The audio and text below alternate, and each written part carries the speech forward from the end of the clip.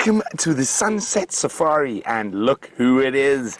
It is the Queen of Djuma, Karula, the dominant female leopard in the area. And it seems like our leopard luck has been broken, and we are able to find a leopard on this Sunset Safari. Now, we are back at that impala kill that we showed you on the Sunrise Safari. She's moved it slightly, fed a little bit. Now, the big question is, are the little ones here? And I cannot say yes or no yet. They could be off lying in the shade somewhere where we can't see them at the moment. So there is a big possibility that she went back to fetch the cubs. And the kill is in the heart of that thicket. So there we go, you can just see the male impala behind her there. Now we're on Djuma Private Game Reserve, right in the sort of western sectors and off a road called Impala Road. Now Dave and I are carefully checking and listening under every bush to see if we might see those little ones. My name is Brent Leo Smith. I have Dangerous Dave on camera. We have Jamie and VM out in the other vehicle, and Rebecca and Louise in final control. But what a way to start Sunday's Sunset Safari with the Queen of Djuma, Karula, who is being irritated by the flies at the moment.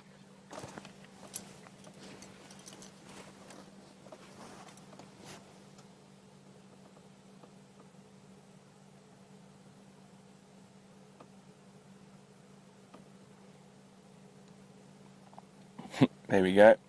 As I said, the biting flies are giving her a bit of a hard time.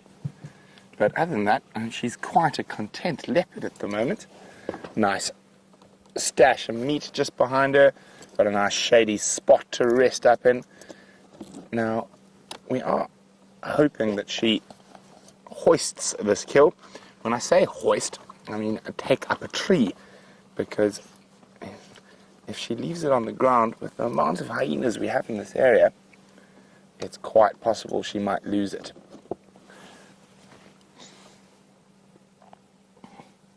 Now, you can see that little shiver through her fur, and that is a response to those biting flies.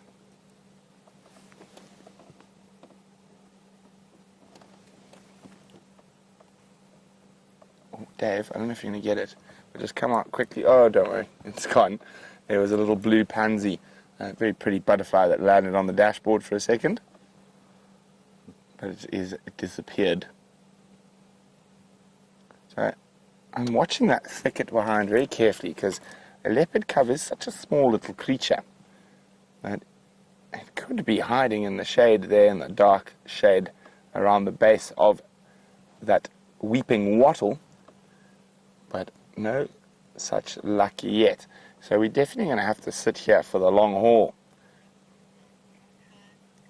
and see if these cubs arrive. But while Dangerous Dave and I do the absolutely terrible job of having to sit with the leopard for a few hours, let's go say hello to Jamie. What an awesome way to start off our Sunset Safari. But with the Queen of Djuma herself, this morning held so much promise, and I'm so glad that she's come back to join us.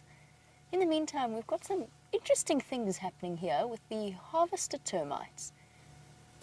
It looks as though we've got quite a few soldiers out. Yet I can't entirely work out what they're doing. Some of them carrying and harvesting seeds. What surprises me about this scene is just how hot it is.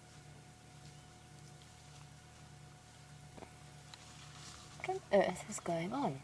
Termites are nocturnal or cold weather active. They're not out in the middle of the day in the bright sunlight. I wonder what it is that's got them furiously harvesting away at this blade of grass. It almost looks like, I don't know, at first I thought they might be fighting each other. It might be Thank you to the large pachyderms that are actually all around us. That's how we found them. We stopped to have a look at an entire herd of elephants. Sorry, distracted myself completely. My name is Jamie, and this afternoon I have VM on camera with me, and we're biding our time before we can head across to where we left, who I think is Nkanyeni. We had a female leopard this morning, but we were struggling to get signal, so we never really got the perfect look at her face. But as far as I know, it was her. So we'll be heading to her, and it feels as though this Sunday we have broken our leopard drought in spectacular fashion. There's one of our ellies. Most of them have moved off by now. I got so distracted by the termites. VM actually spotted them. He heard them rustling about.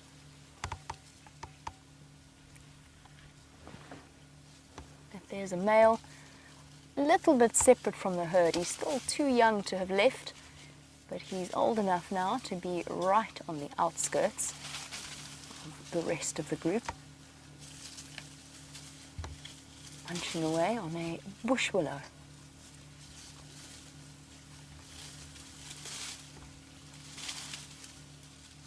It's a very varied start to the afternoon for us, from one of the smallest creatures to the absolute biggest.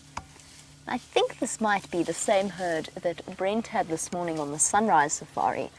And I saw some of the clips that our viewers kindly put up of that elephant sighting with Brent and the young bull that was throwing sticks at him. He pulled up a sort of a trunk full of plant material and then quite clearly chucked it at Brent. It was very entertaining to watch. I love it when they do that. Speaking of Brent, I'm going to let you go back. We're not going to keep you from Karula for much longer. Enjoy her.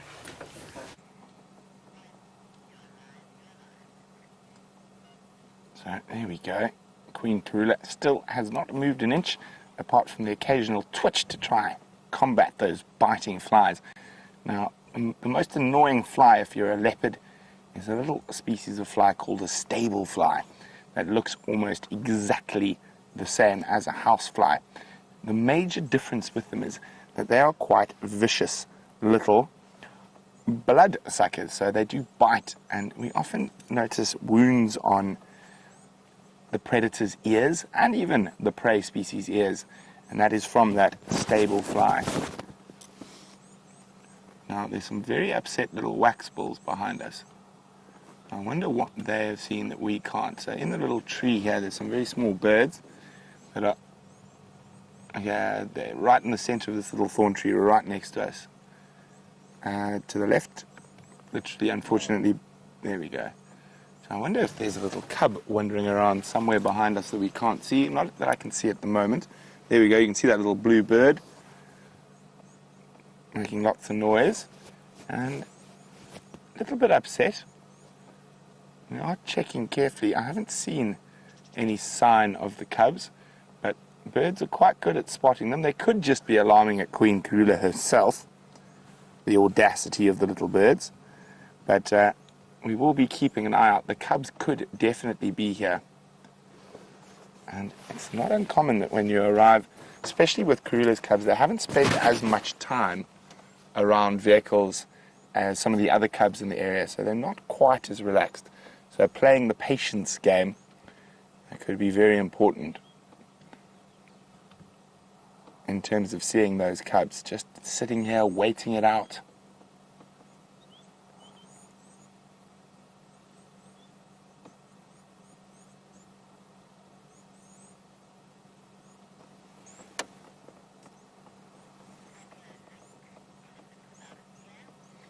So while we continue to wait here with Queen Karula, let's go back to Jamie, who's got an interesting elephant to show you.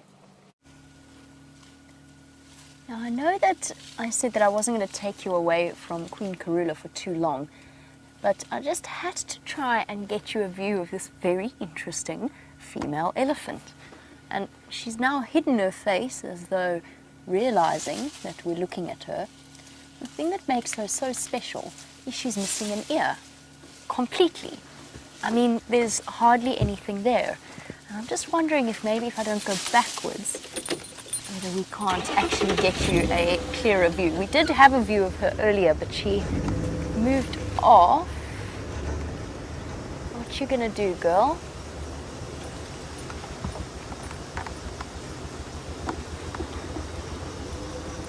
Right, so clearly her one ear is absolutely fine and fully functioning, but her other ear is a total stump, and I don't think I've ever seen such a completely missing ear before.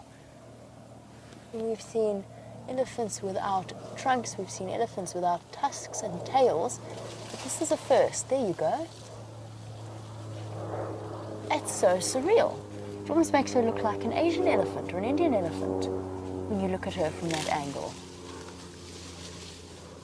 I have no idea if that was a birth defect or if it was due to some kind of an injury, maybe something similar to what we chatted about with James and that tailless elephant. Unfortunately, she is moving off. But just one of those little oddities that the bush has to offer. If you have any thoughts and opinions as to how it is she might have lost that ear, or if you have any questions on the subject of elephants, leopards, or anything out here in the African bush, please send those through to #SafariLive on Twitter, or you can email through to questions@wildearth.tv. We absolutely love to hear from you, and it's kind of like having you right on the back of the vehicle with us. I don't know what happened to that elephant's ear. A little bit bemused. But it was just something that I thought might be interesting to you. We're going to go across and check Sydney's dam, and while we do, back to the Queen of Djuma herself.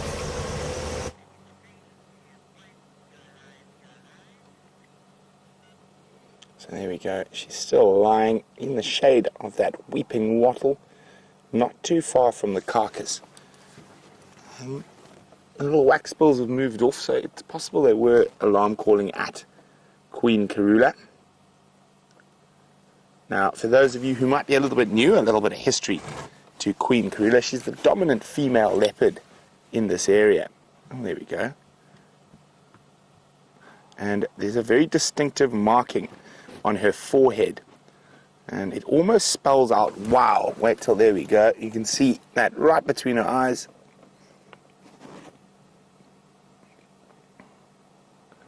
Now let's watch her behavior very carefully here. So she's about 12 years old, and she has given the Safari Live crew much wonderful sightings over the years, and she's one of the most successful mothers around. Okay, I'm just going to reposition the car.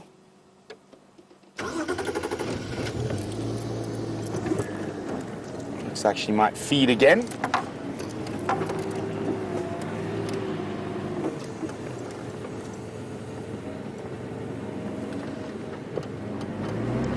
Are we behind us there, Dave?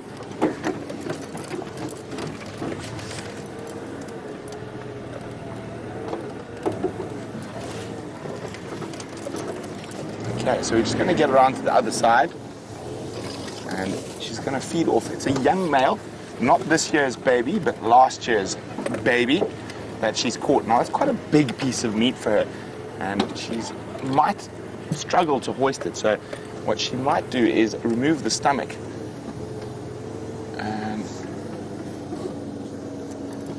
just trying to get a little window in there.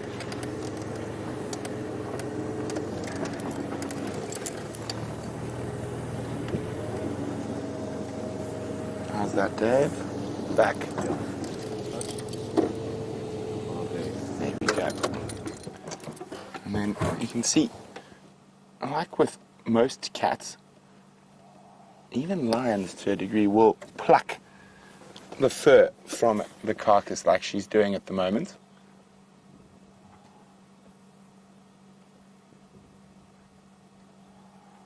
Oh, you can hear elephants screaming in the background, quite far off.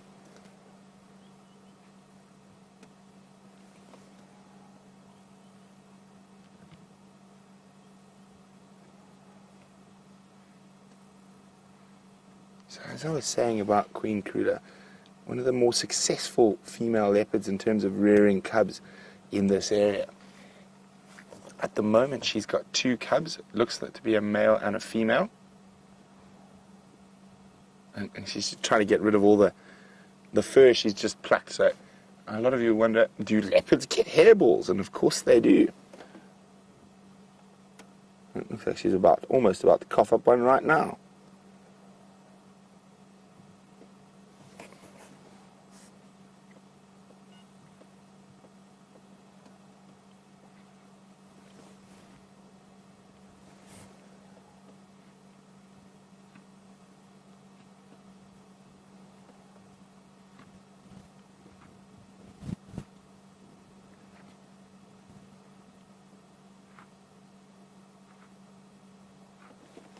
So I'm just listening to something. There's a strange noise.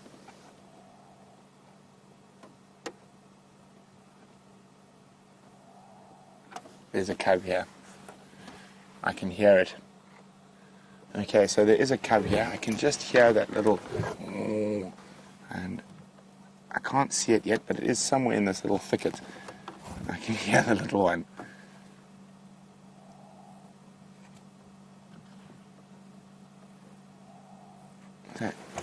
Okay, so the cubs are here. They're about 4 months old at the moment. They were born on the 1st of February 2016. So I think we're going to have to just sit here and wait patiently, and the cubs should hopefully pop out. So while we do that, let's go see Jamie, who's got another one of Africa's carnivores to show you. Won't believe what's happening here. We've got 2 side-striped jackal chasing the black-backed jackal. The black-backed jackal's on the left, and there's the 2 side-striped. You can really see the difference in size, except I said that they're chasing it, but they're not really. This is such a fascinating interaction between 2 species that fill the exact same ecological niche. Oh. Can we roll? Yeah, we can.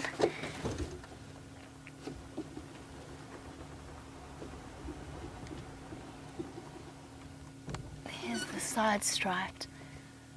This is incredible. What a start to the afternoon. Karula calling her cubs. Both species of jackal. We're going to try and get round on the fire break. I'm hoping that they're just going to move off not too far away.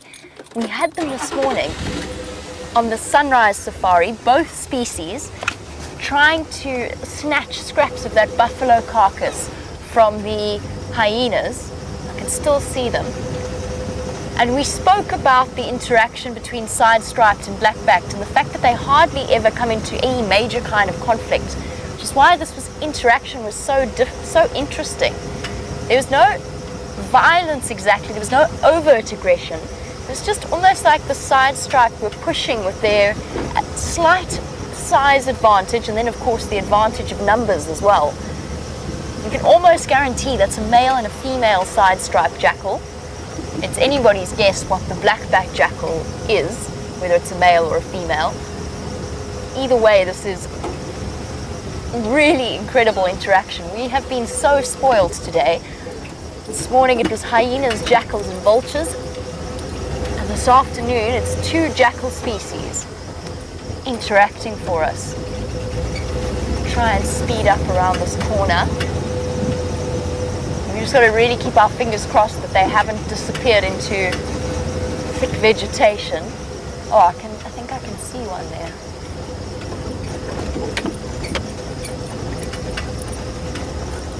Yeah.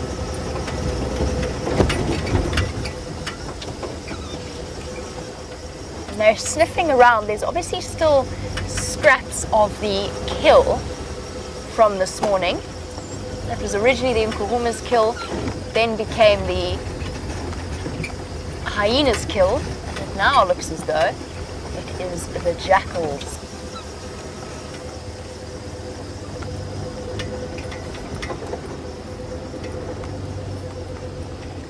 There's one side striped just behind those trees there. And then there's the black-backed as well.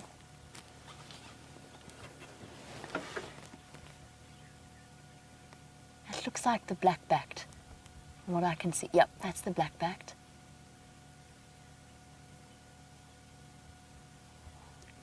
I wonder if it, I was about to say, I wonder if it's digging to lie down. And there you go, that's exactly what it did. And then, there's the side striped. We're going to stick around and just watch this interaction a bit. While we do, back to Brent and Karula.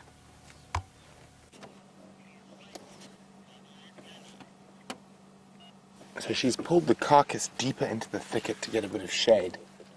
And we still haven't managed to catch a sight of the cub yet. It's gone quiet again, but it is around. And at some point she might start calling to the cubs.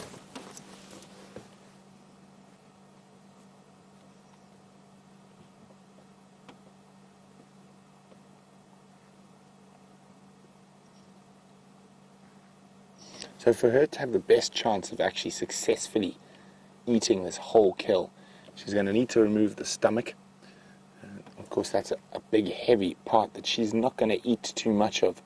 So the undigested grass in the stomach. And then she will try, hopefully hoist it into a tree nearby. Standing by.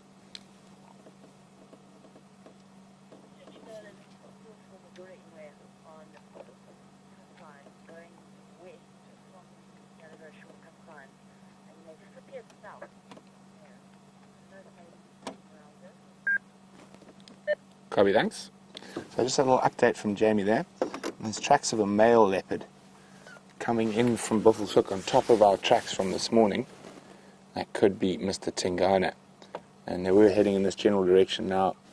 A male leopard will steal this kill from a female if he happens upon it. I think she's lucky. This isn't sort of on his normal route, but you never know with these leopards which way they might decide to go. So there's always a huge debate on the parental lineage of leopard and leopard cubs. So she mated with about 4 males that we know of, 3 males that we know of. She possibly could have mated with a few more.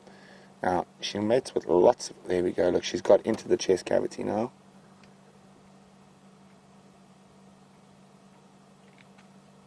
And so she'll mate with multiple males to all those males think they're the father. And that's to give the best possible chance for her cubs to survive if they encounter any of these males.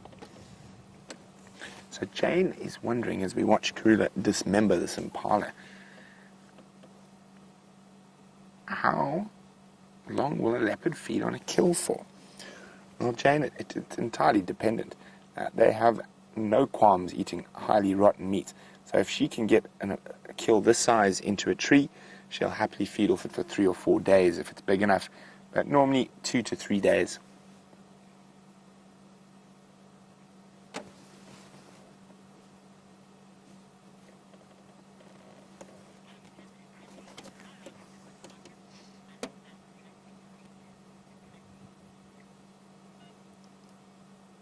So, of course, one of the biggest threats to a female leopard having a carcass on the ground is hyenas.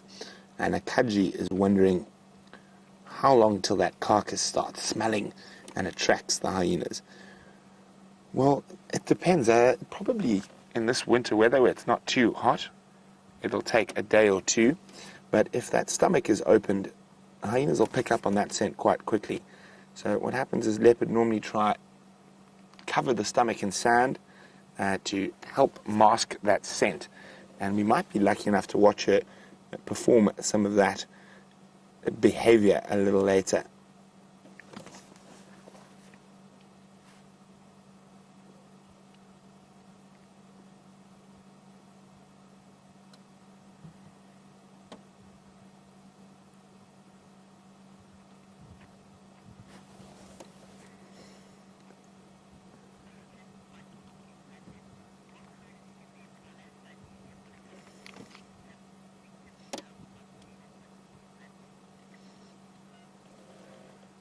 Hi, Monique. Monique is in London, and she's wondering, will Karula skin the impala to make it easier for the cubs to feed, or do they just instinctively know how to do that? Well, Monique, they do instinctively know how to do that, but she has already opened up the carcass, which will make it a little bit easier for them to feed. And the fact that they haven't eaten much on this carcass means that her and the cubs are pretty well fed at the moment.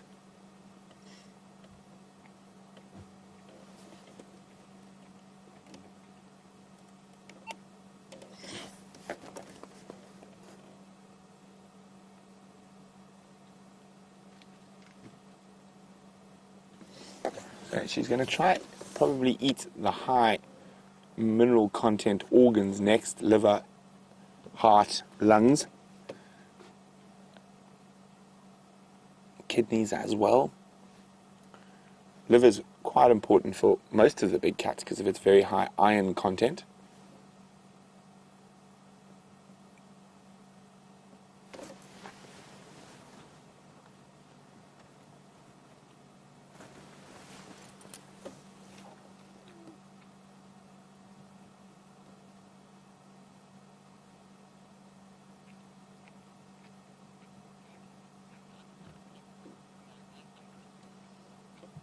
You can see how she turns her head to the side, using her premolars and molars to cut through the skin. There we go, she's doing it now. And we'll also use those to go through certain bones. There we go, she's pulling it closer towards us. And you can see the stomach start coming out on the left. And now she's opening up the stomach, or the outside of the stomach. There we go. You can see the intestines. Now she'll try to get to, as I said, those high value pieces of meat inside that impala.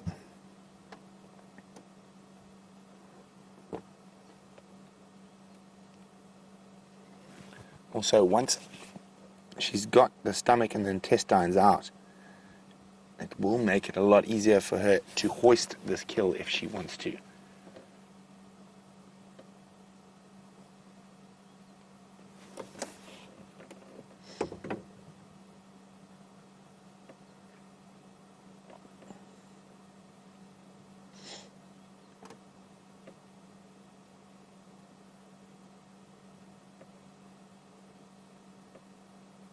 So she probably made this kill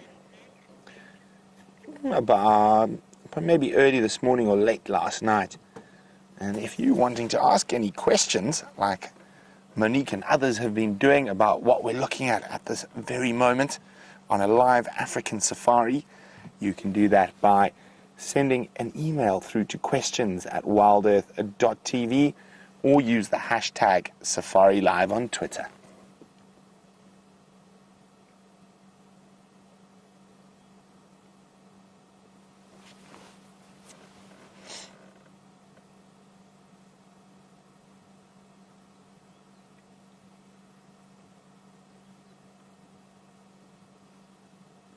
So, those cubs haven't made another peep yet. They are definitely around here somewhere.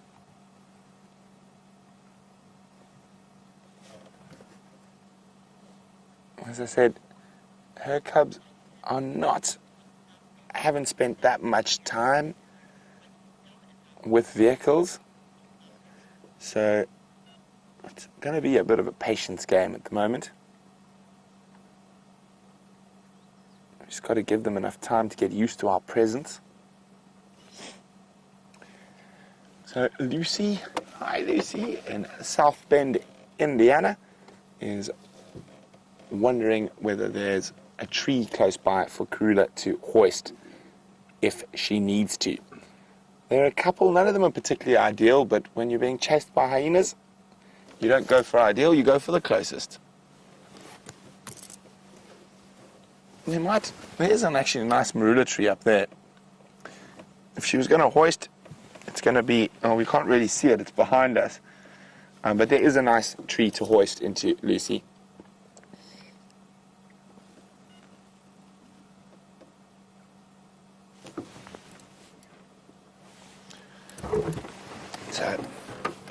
sighting a Queen Karula of Djuma Private Game Reserve. She's got an adult male impala, about a 2-year-old, and we think her cubs are close by somewhere. So I'm pretty sure, about 80% sure, I heard a cub calling a little earlier. So we're just going to sit tight here and hopefully they reveal themselves to us.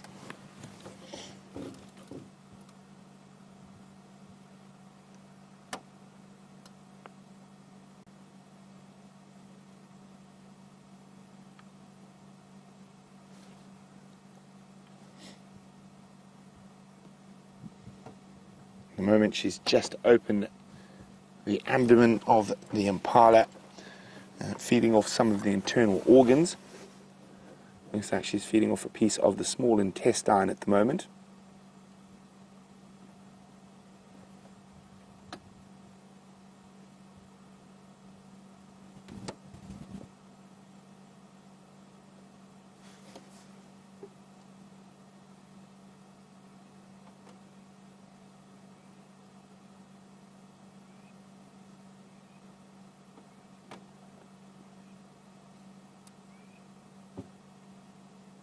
Yep, plucking fur again. I'm still constantly scanning into the bushes around, trying to see if we can spot one of the little ones.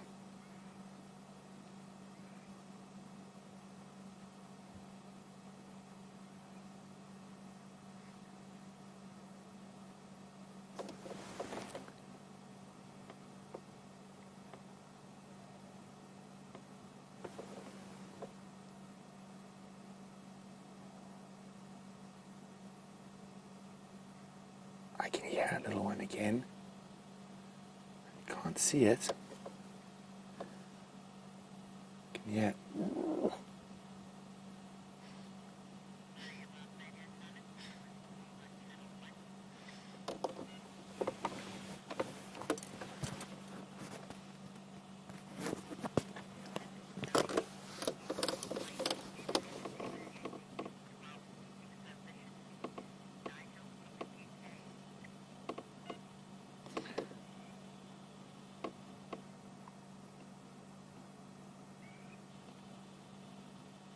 So I'm just trying to figure out exactly where that little sound's coming from. I almost think it's coming from inside the thicket where she is, somewhere in this area. I'm just trying to check carefully. Quite often these little guys, we found them up in the trees as well. But it does sound like it might be coming down from directly underneath that sort of fallen log.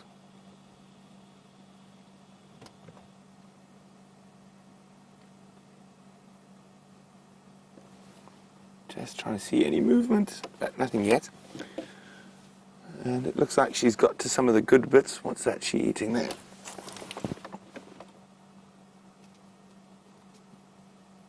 Nice and pink, could be some lungs, I can't really see. Nigel, who's in the UK, is wondering, when she eats so viciously, does she break any teeth? Not so much break as wear down, Nigel. When they break teeth, it's normally in the actual killing or fighting. Those are the two more common times when they break their teeth. When feeding like this, less likely. In older animals, it is possible, but again, still less likely. I'm just trying to. Is that? Take it my binoculars quickly, or my camera maybe might be a better option. I think I see something. I think I see something.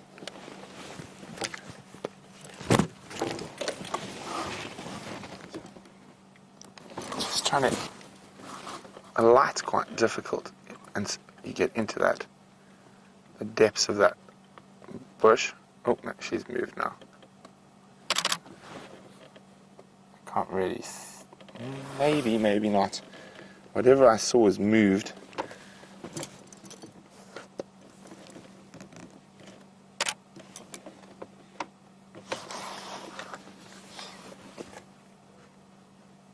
So we're starting to smell the carcass now. Not too bad, it's quite a fresh carcass. Sort of the smell of undigested grass from that impala's stomach.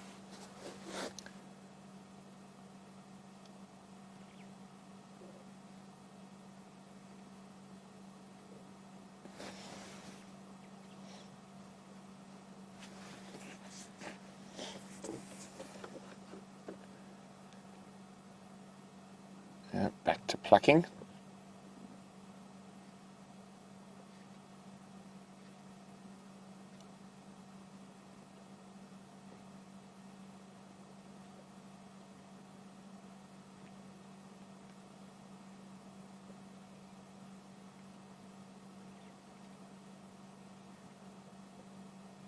It's just bumping the branch there. Whole bush is moving.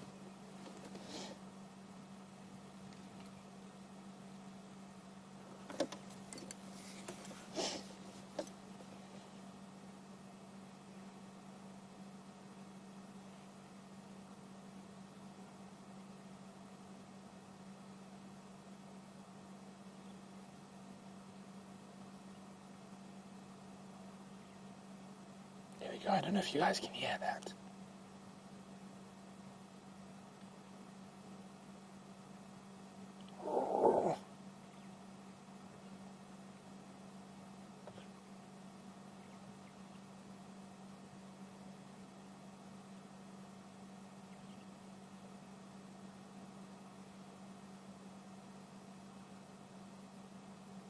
Well, imagine having all that hair in your mouth. Not very pleasant.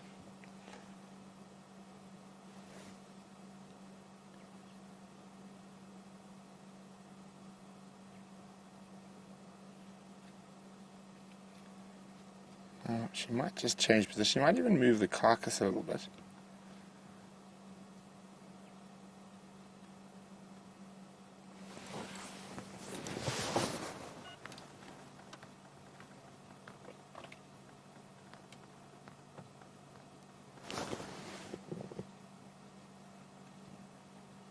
Sorry guys, I'm being quiet. I'm just trying to listen. I'm trying to pinpoint where this noise is coming from.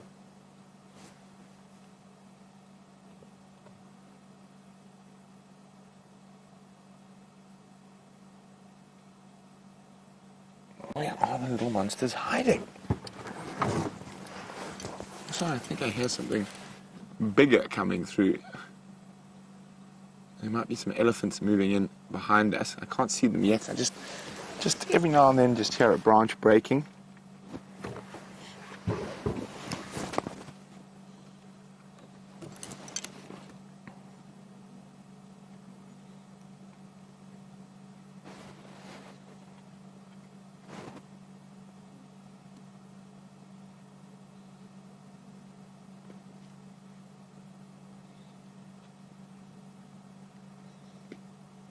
So leopards will often feed for a while and then they will stop and snooze and digest that meat that they've got.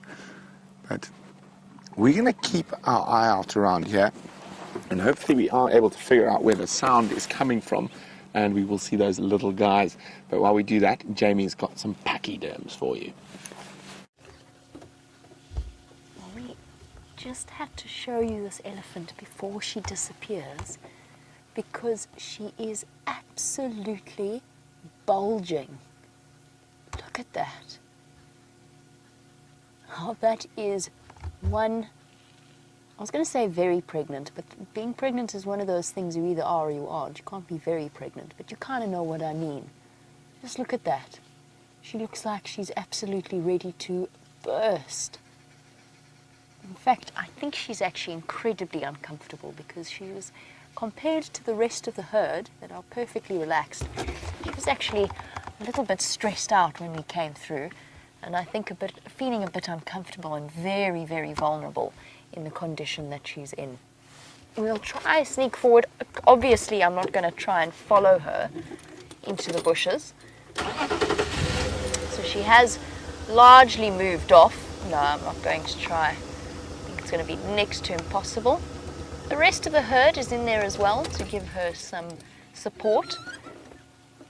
Not the terribly clearest view of an elephant we've ever had.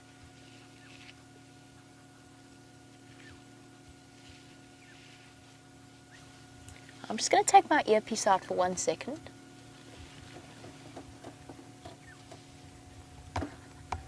Oh, it's just babblers. Thought I heard monkey's alarm calling, but it's just the arrow-marked babbler, a very noisy type of bird. Okay. Unfortunately, our elephants have now moved back into the bushes and they're very, very difficult to see. We're not going to try and follow them just because that female is so incredibly pregnant, and I don't want to stress her out in any way, shape or form. They are moving straight down towards the Djuma pan. So at some point, I know that the camera has been offline for a while. I'm not sure if it's working yet. Our tech team have been working on it. But at some point, there is a good chance that they're going to pop out at the Djuma Dam and go and have a drink. So you can keep an eye out for the pregnant elephant then. I'm not going to try and follow her and cause her any additional stress.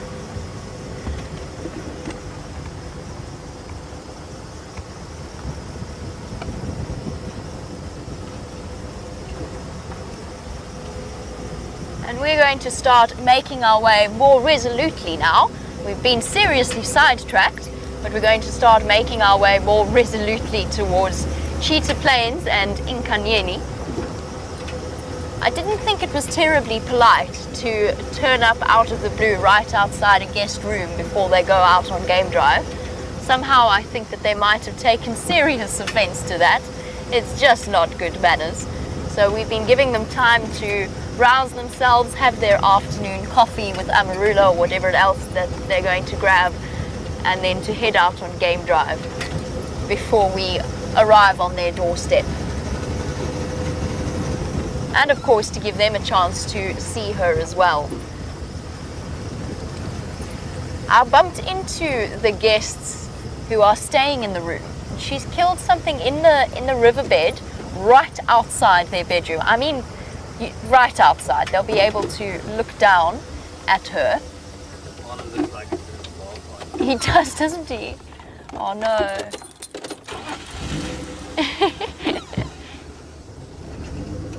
Sorry about that. Rusty not firing on all cylinders, quite literally. But he really does.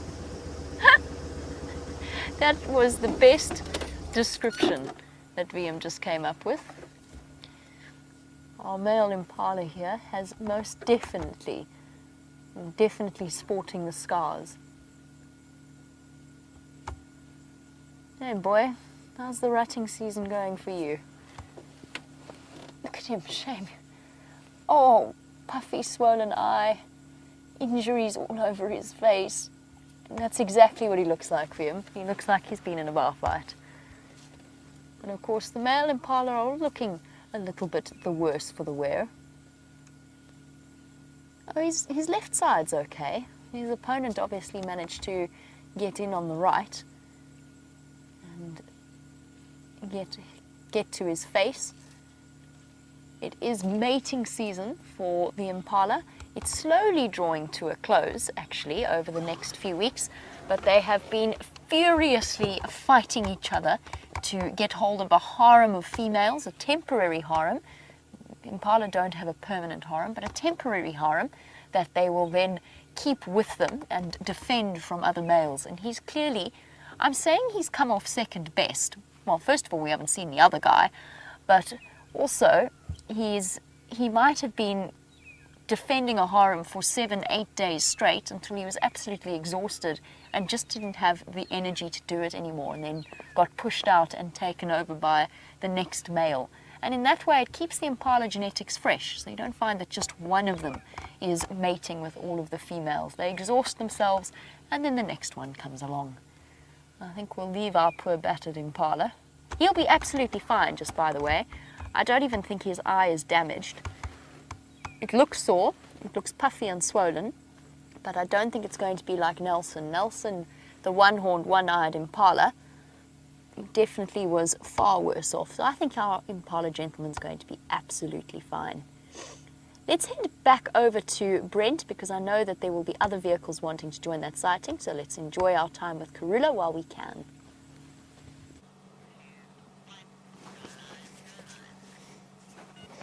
So no change here. Yeah, with the queen, and she's still eating this impala. Now there's still some little birds alarm calling a little way off, and I'm hoping that's where the cubs are.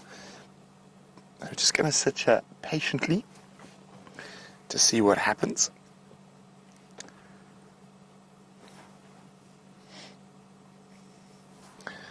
So this impala kill was found by Taxon and Fanucci from Djuma's Vuyatela Lodge this morning. When they found it, there was no leopard here, but as you can see, now there is. So whether she went off to fetch the cubs, or maybe just went for a drink of water. Now, if the cubs were a real long way away, she might not even bring them through, and I'm just trying to wonder what I heard. I'm pretty sure it's a cub about 80%, but not 100%.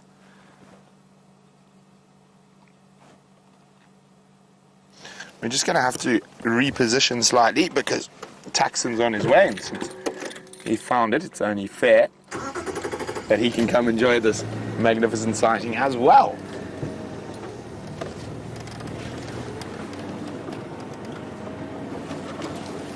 So watch out, little terminalia tree. I'm just trying to think how the best way to position to fit two vehicles in here.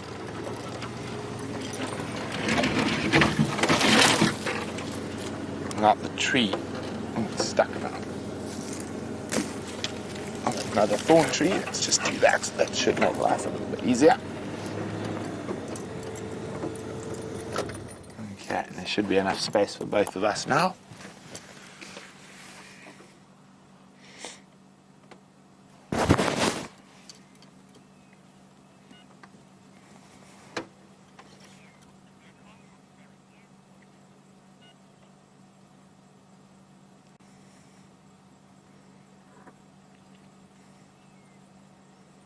So she's right in that abdominal cavity at the moment, getting to a nice, rich in mineral organs.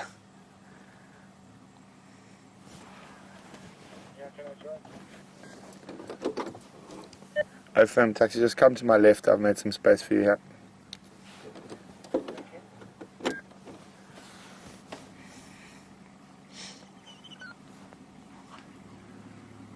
So there we go. The Djuma guests are coming to enjoy Queen Karula with us.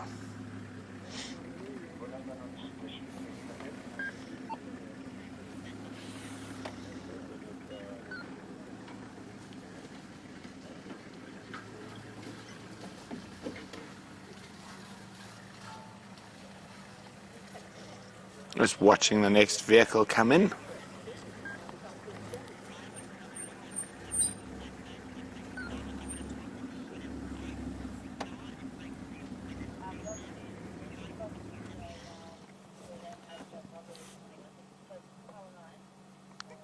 Hi, Joyce. Joyce is in New Hampshire. Joyce is wondering, why would Karula bring her babies to a fresh kill that's not in a tree? Surely it'd be very dangerous. Well, Joyce, those babies are already eating meat, and they're able to climb trees. So she would definitely bring the cubs to a kill on the ground.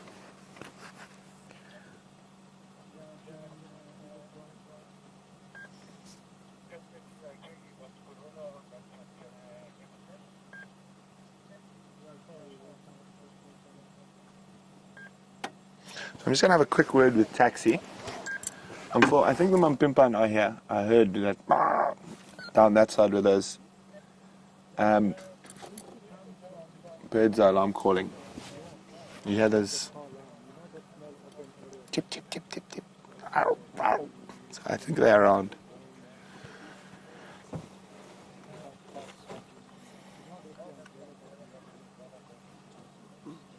There we go. She's still feeding off the small intestine.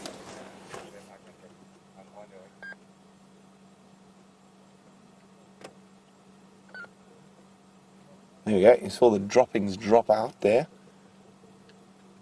So she will feed off the outer parts of the intestine, obviously not the undigested grass and dung inside the intestines.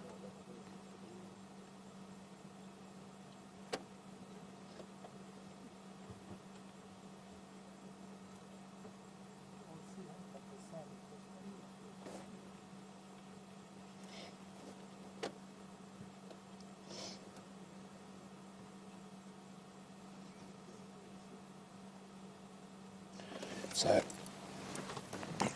it's been quite a while since we've had a nice long sighting of Karula.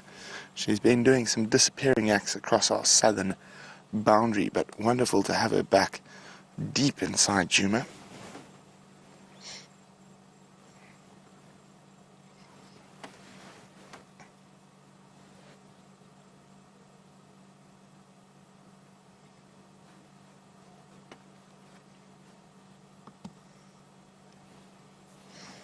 So the light is a bit difficult.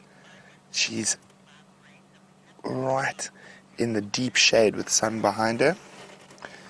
Arathusa in Oregon is wondering what is the survival rate of the cubs. So as with a lot of big cats, Arathusa, there's a mortality rate of 75%, so only 25% of the cubs ever survive. And out of the known cub mortalities, about 70% of those cub mortalities are caused by male leopards, either dominant male leopards that she hasn't mated with, or by nomadic dispersal male leopards. And the other 30% is made up of hyenas, possibly even another female leopard. Python I know of killing leopard cubs. Jackal I know of killing leopard cubs. Buffalo I know of killing leopard cubs. So it is a very tough world out here in the African bush. But this particular female is a very good mother, and she's raised most of her litters, or at least one of the 2 cubs she's had normally, to adulthood.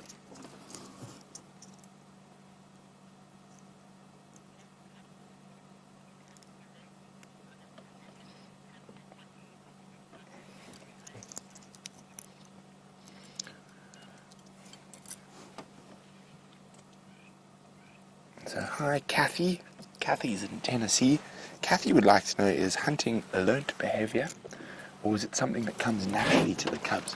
Well, Kathy, it comes naturally, and Kathy would also like to know what age do they first start hunting. I think the earliest recorded adult impala kill I know of by a leopard cub was 5 months. So even at this very young age, they'll be chasing birds, squirrels, lizards, monitor lizards, all around. So they're developing those skills, but the instinct to catch and chase is born, it's not taught.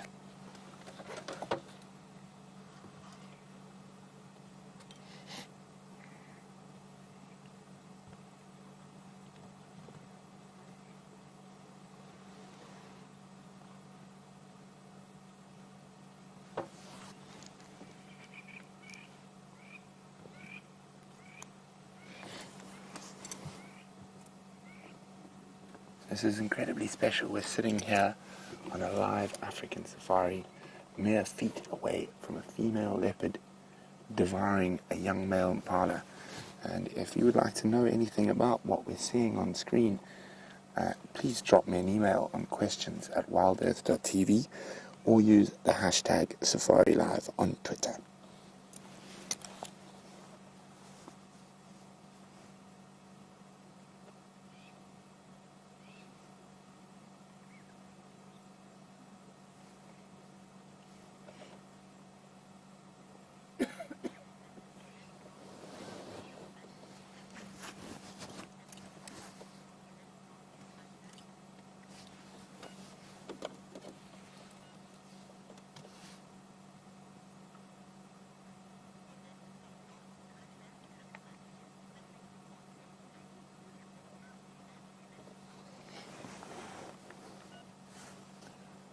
So Ellen in North Dakota says it looks like she's sniffing before tasting. Do all the big cats do that? Ellen, I don't really think she's sniffing. She's quite aware of what's in there. I think she might just be getting either hair or blood or whatnot on her nose, and she's just trying to get rid of it.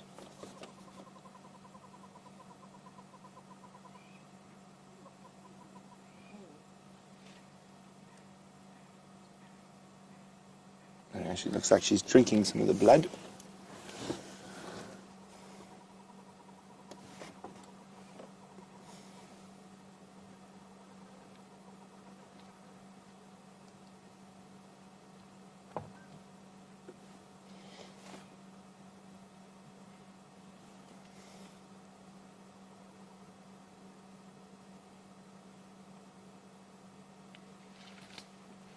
pulling it deeper into the shade.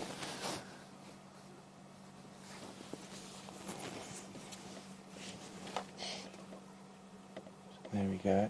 Now, there's a couple of reasons for that, because she could be getting a little bit warm and that sun's setting, so the sun is directly behind her. The other reason is she might be worried that it's being seen by potential scavengers such as vultures, and when vultures start dropping, the lions and hyenas watch carefully and could be following very shortly.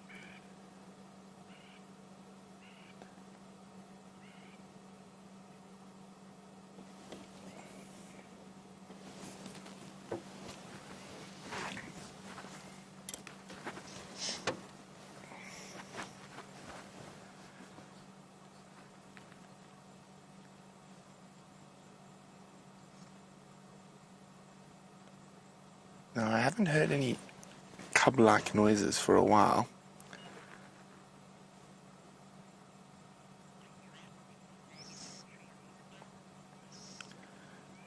So, while we wait to see what happens here with the Queen of Djuma, let's jump back on board with Jamie, and probably the creature that most leopard cubs rack up as their first kill. Whoa, John sent us through an update about a leopard or a lion sneaking past on the Djuma Dam camera. And I've come through straight to the scene to investigate, and I've located 2 witnesses. I've been attempting to ask them, but at the moment they've both clammed up, and they won't tell me which way it went, and they won't tell me what it was. But a very big thank you, John, for sending through that update. I've just heard about it now, so I have come across to the Djuma Dam camera to investigate, and I've located 2 tree squirrels, one of whom is pretending that we haven't seen it, or hoping that we haven't seen it, and actually what I think it's doing is basking. In fact, I think both of them are basking in the late afternoon sunlight. Unlike squirrels in the northern hemisphere, our tree squirrels don't hibernate in any way.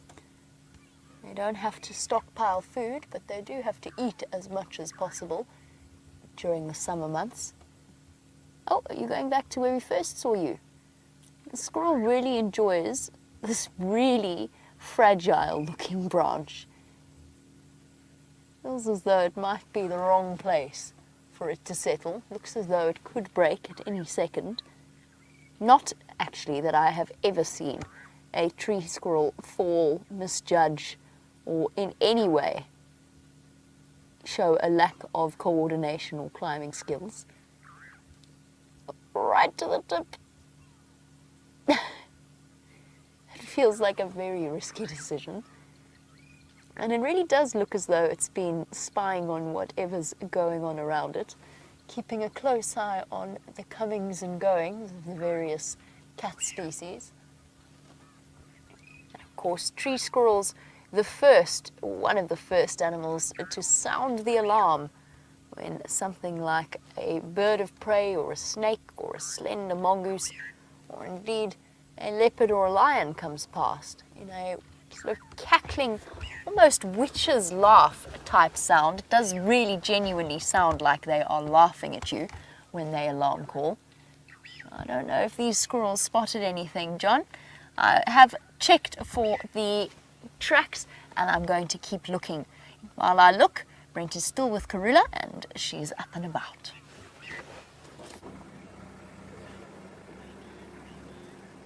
So there we go. She's finished feeding now. After she pulled that carcass a little bit deeper into the bush, she's come out and she's giving herself a good clean. Now, the one thing that might make me think that the cubs aren't here is the fact that she's not chuffing or calling to them. They might be here, they might just be being a little nervous.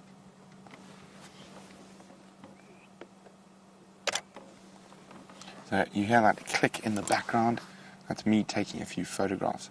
So we encourage you to get some screenshots, share them on our Facebook page, Safari Live, or share them on Twitter with the hashtag Safari Live.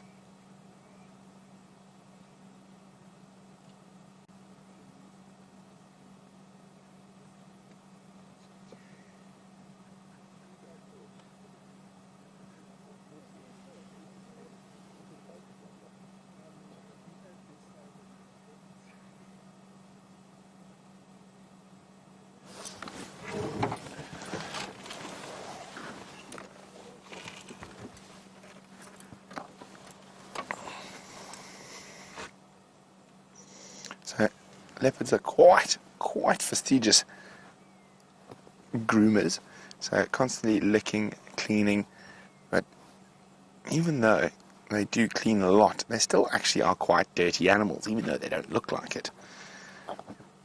Inundated with lots of ticks, fleas, and other parasites.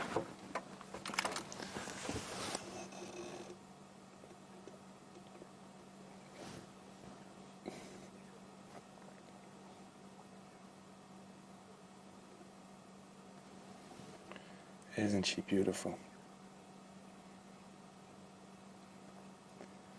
And you can see those long whiskers are called vibrissae, and they are such incredibly beautiful things. Much longer than a domestic cat's whiskers.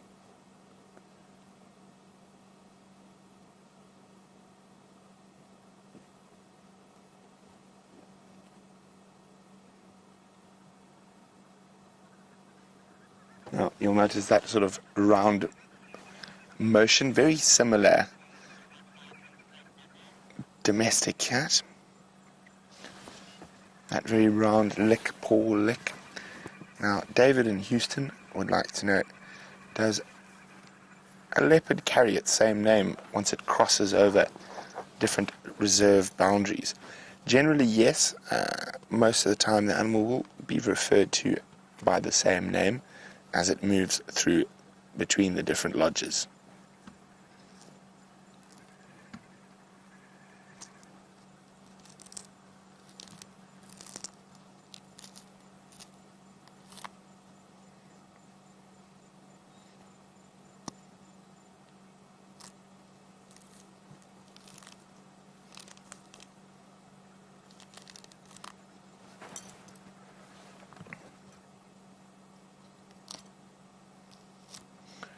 So we are having such a spectacular sighting of her. There are other vehicles who are going to be coming in here shortly, so we're going to make space for them. And if there's a chance before sunset, we will come back. If not, we won't be coming here after dark because that kill is on the ground, and the smart hyenas of the Sabi Sands have learnt to follow spotlights to leopard kills. But anyway, we're gonna be moving on from here now. So while we do that, let's go across to Jamie. Do have a little bit of a mystery on our hands here as to whether, first of all, whether or not John saw a leopard or a lion walking past the elephants on the Djuma Dam camera this morning. Apparently it was very sneaky. But also whether or not it was Karula. And the reason I say that is it's just interesting that she doesn't seem to have her cubs with her, yet she left the kill this morning, disappeared off, and then came back once again. Very curious as to why that was, what distracted her. Because, I mean, the immediate thought is that she would have gone to go and fetch her cubs and then come back. But she doesn't seem to have them with her. And it makes me think, or at least wonder, whether or not it ties into the animal that John saw. I've been checking Central Road, which is the usual pathway that the cats take when they're making their way towards the Djuma Pan, or at least the lions take. The leopards tend to be a bit often wandering off the beaten track.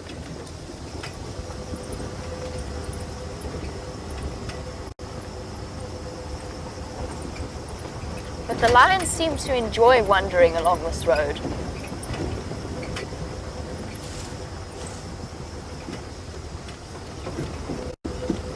And just bear with me 1 second.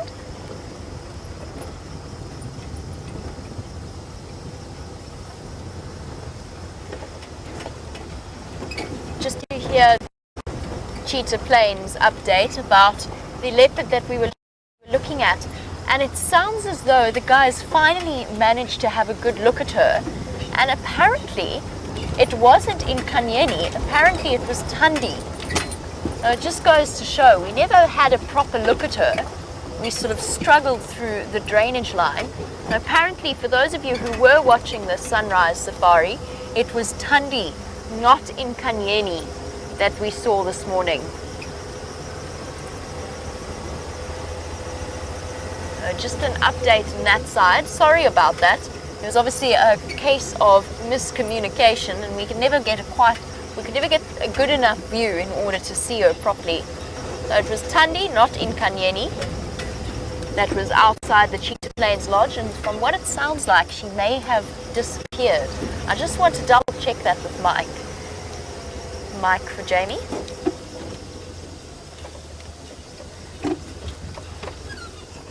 Mike, sorry, what was the update on Thandi? It's a lion log.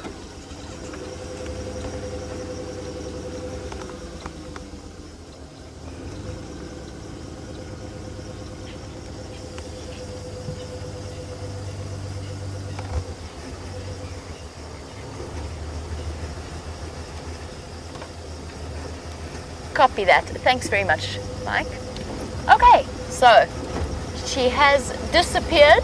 Andrew's been trying to find her and hasn't had any success. And because we're having fireside chat tonight and we have to get the vehicles back on time, I think that will change our plans for the afternoon. I don't think we're going to go racing across to Cheetah Plains today. Standing by, Brent. Brent just wants to chat to me quickly.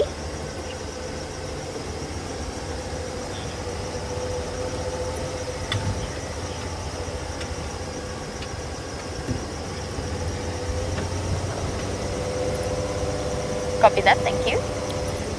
And an update from Brent. Apparently the animal that John saw was not a leopard, but a lioness. And it was that single lioness from this morning. She moved across to the west. Taxon and his guests actually saw her. So that's what Brent and myself were just discussing. That does explain exactly what's been going on. She's probably looking for the rest of her pride.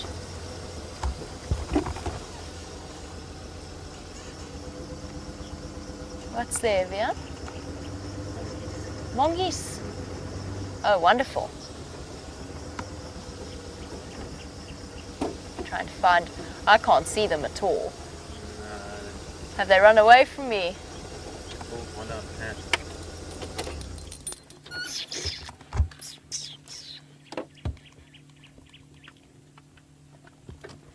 Nope. Looks like they've all gone to ground. I was busy looking in the other direction. So VM spotted some dwarf mongoose. I'm sure that we'll find you some others. This lot appear to be quite shy. The interesting thing is that the different groups of mongoose tend to be either comfortable with vehicles or particularly shy. It's usually those around the main roads, the regularly driven roads, that are quite content and quite comfortable with the presence of people and the presence of vehicles. I have seen banded mongoose before on this road, in this area. And banded mongoose is a species of mongoose that we hardly ever manage to get on camera. They're exceptionally shy when compared to their slightly smaller cousins, the dwarf mongoose. But they are around. I've seen them once or twice, and I've got them on camera once, and only once. They just don't stick around, so that's something to keep an eye out for as well. But yes, that lioness has crossed west from the pan, so that's the opposite direction to where we are going, and is moving. So Brent's going to be checking around that area to see if we can't follow up. I think she might be trying to relocate on the rest of the pride.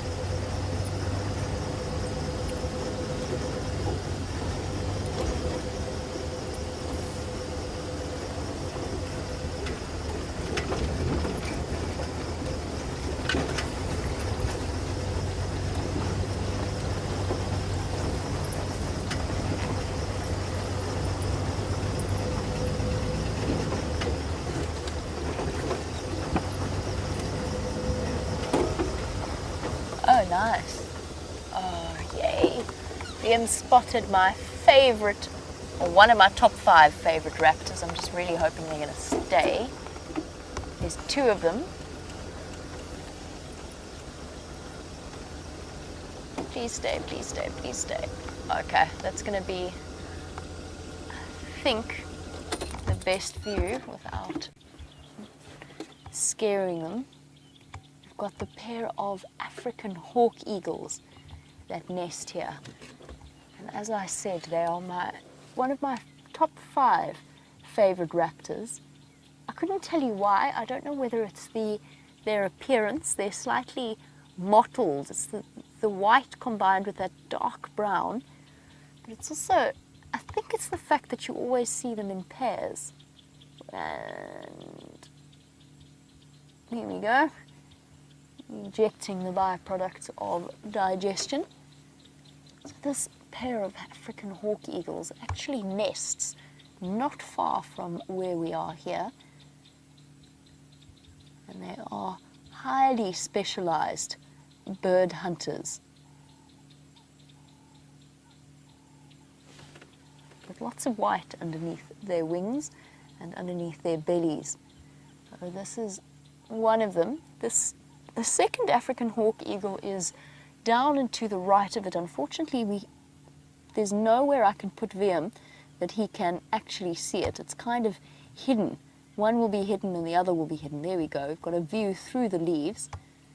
You just might have got a glimpse of that bright orange eye if you were looking quick enough. I said that they're specialized bird hunters, in particular francolins and guinea fowl, and they work together as a team, the mated pairs. Like all birds of prey, they mate for life, and they develop, unlike most birds of prey, they hunt together, one flying high and one flying low, and then sharing the kills between the 2 of them. And they've just been spotted by a squirrel. The one's taken off, which is why there was that instant response from the squirrels around us. Alarm calling, letting everything know that there is an aerial predator flying about. I wouldn't be surprised if the second one follows shortly. I double-checked on their breeding season because the last time I saw them in this area, one of them was carrying a stick. Looked as though it was going to start adding to their nest, which is just inside this block. And they've got another 2 or so months before they start to lay their eggs, roughly. And the female will be bulking up. And the male will be helping her prepare the nests.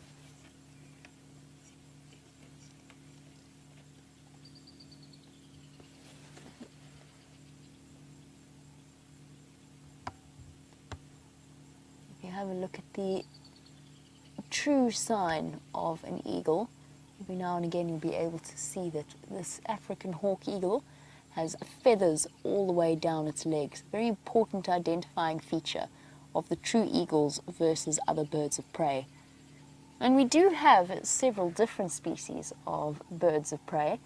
James Richards, you were wondering about if there is a sort of a level success rate amongst all of the different raptors, or if some have more success in terms of hunting than others, and does that change in terms of migratory patterns, seasons, food availability, but mainly with some eagles migrating backwards and forwards? It's a very good question. You know, we compare our predators all the time. We talk about the success rates of the relative success rates of lions, leopards, cheetah, hyena, wild dog. We never really think about our aerial predators and their success rates.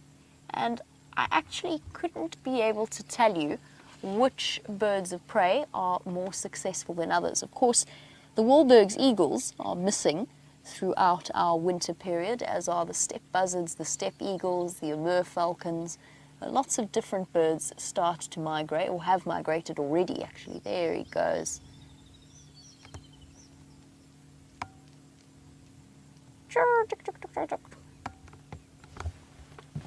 I'm going to think about James's bird question in the meantime.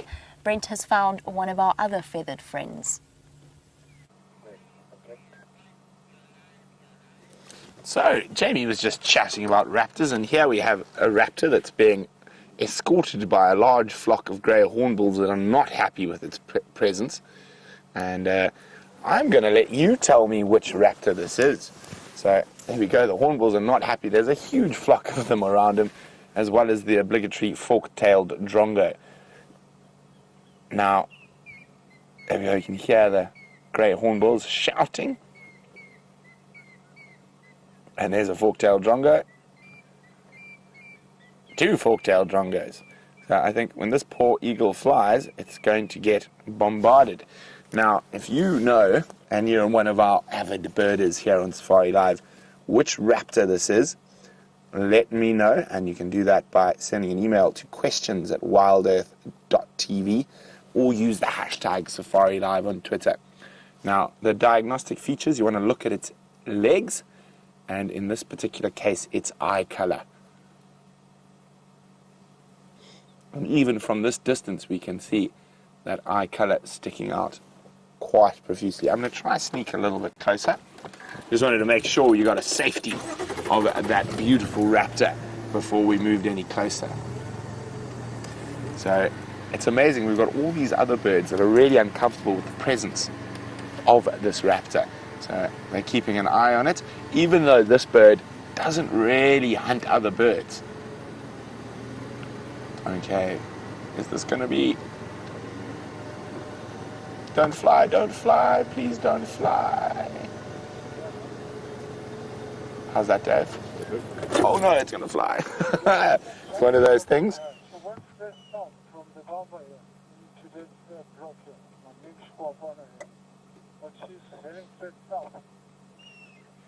Okay, let's see if we can catch up. It hasn't landed too far away. Landed on top of a rain tree or an apple leaf. And we might be able to get a bit closer without having to sort of pop out from under a tree.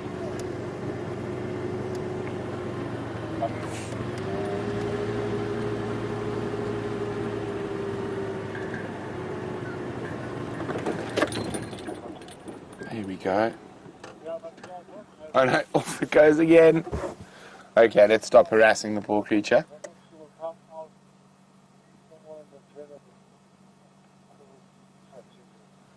And lots of grey hornbills. They're following it. Poor guy. He's being seriously mobbed by all these hornbills. There they go, after him.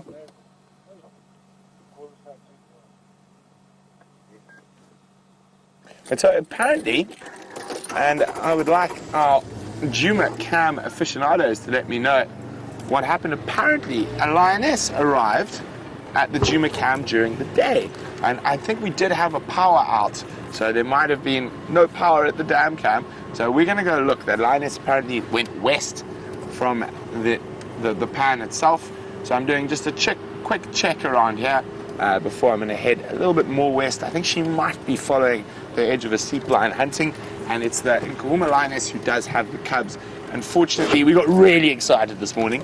We thought she was bringing the cubs to Djuma, but she did leave them still to the east of our boundary.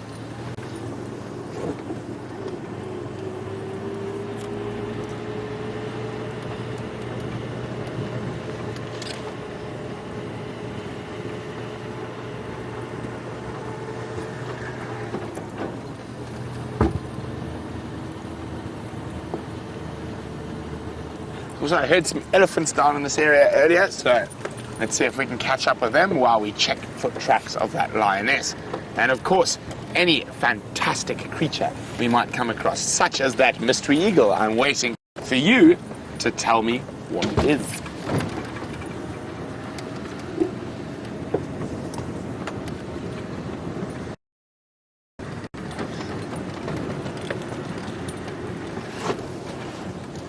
Hi, Peter, in Germany. Peter would like to know, do the raptors kill their prey with their beak or their talons? It depends. Sometimes a combination of both, but generally the talons are the most important things because they will hit whatever their prey species at normally at quite high speed with those vicious talons of theirs.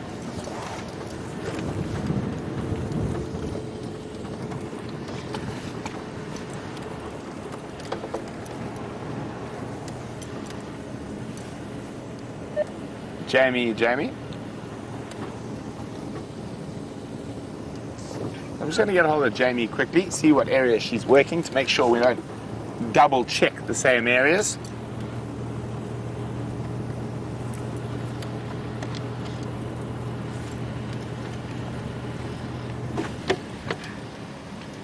No, false alarm, stick.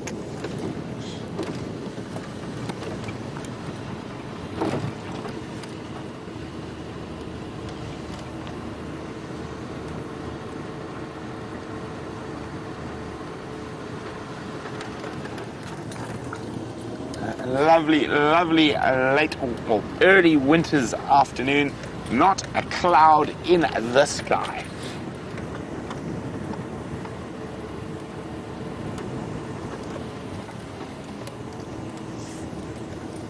And of course, don't forget fireside chat. And we will be doing fireside chat a little bit differently to what we've ever done it before. And it is going to be 15 minutes later, so fireside chat will only be 15 minutes today, and it will be on Facebook Live. So if you want to join us for fireside chat this evening, go onto the Safari Live Facebook page, and I think there's a little notification button on there that'll tell you when there's a live broadcast coming from that page, and we will be doing it from the Facebook page. So quite interesting, trying something a little bit new, and it will only be on Facebook. It will not be on the other streams at the same time.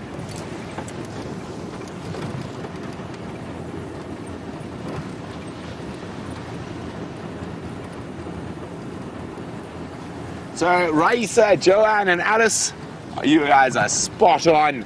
It was a brown snake eagle with that diagnostic orange eye and the bare legs. So while we continue to see if we can find any tracks of that lioness and those elephants I heard a little earlier, let's go see how Jamie's doing in the east of the reserve. Well, Brent searches the western sector. We are searching the eastern side of Djuma. By the sounds of things, it's getting more and more tricky to catch you guys out on things like birds, and I know for certain that it's getting more and more tricky to catch you out on tracks. We'll have to work a little bit harder, but at least that means that we're doing our job right. I've also got tracks of a lioness, by the way, but I'm fairly certain that this is from this morning, where Brent had her right at the end of the sunrise safari. And I suspect that it's the same lioness that then walked past the Djuma Dam and the Djuma Pan. But just in case, we're going to head up north to Buffelshoek Dam and double check around there, make sure that there isn't a sneaky lion or something else having a drink around the dam. It's been nice and warm this afternoon. Very pleasant weather at this time of year, apart from first thing in the morning where we shiver our way through. The weather during the day is exceptionally comfortable. So always the chance of Djuma. We haven't seen him since that incredible time that Brent got to spend with him. Djuma is a male leopard that has started pushing into this area, as far as we can tell, the northern side of Djuma, which is actually the northern part of the main dominant male in this area, Tingana's territory. And this particular leopard is exceptionally skittish. He's not used to cars. We think that he might be a Kruger leopard, or from even further afield, somewhere where he hasn't grown up with vehicles coming up and down and around him throughout his life. In complete contrast to, say, Karula's cubs or Inkanyeni's cubs.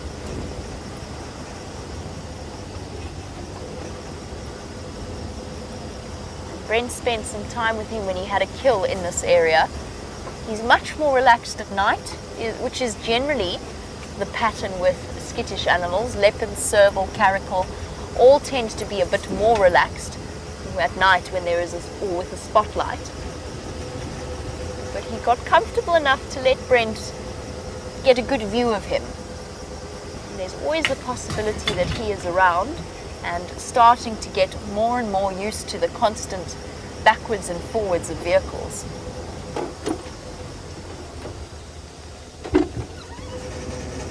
I think I've just spotted a catalogue again. A catalogue? No, it's I don't think that's anything. It's on the right of the termite mound at the base of that thorn tree, and I think it's not even a log. What is it? It looks like a combination of spider web and grass. Got cats on the brain. You never know. Could have been a wildcat. It's happened before, but it wasn't in that case. Not quite as bad as the poor Dacre that I thought convinced myself was some kind of mystery cat hiding behind the bush one night.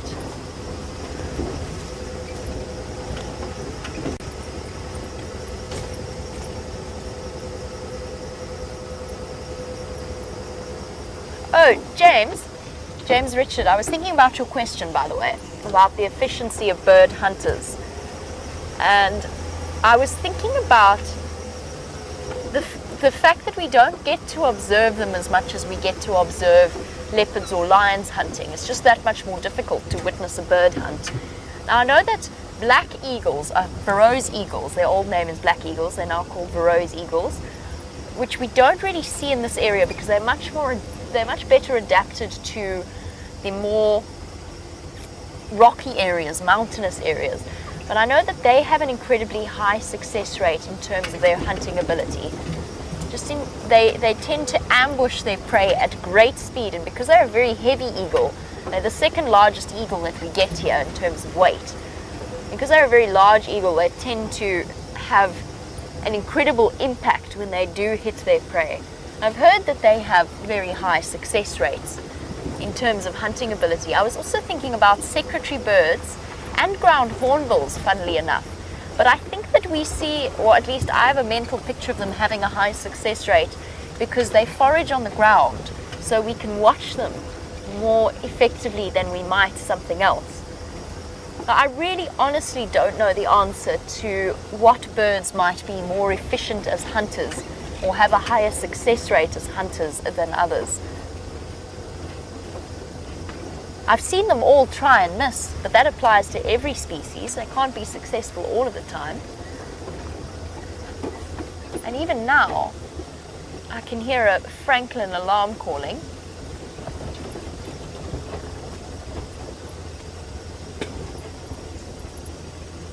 He stopped though, so I think it was just a little bit of a fright.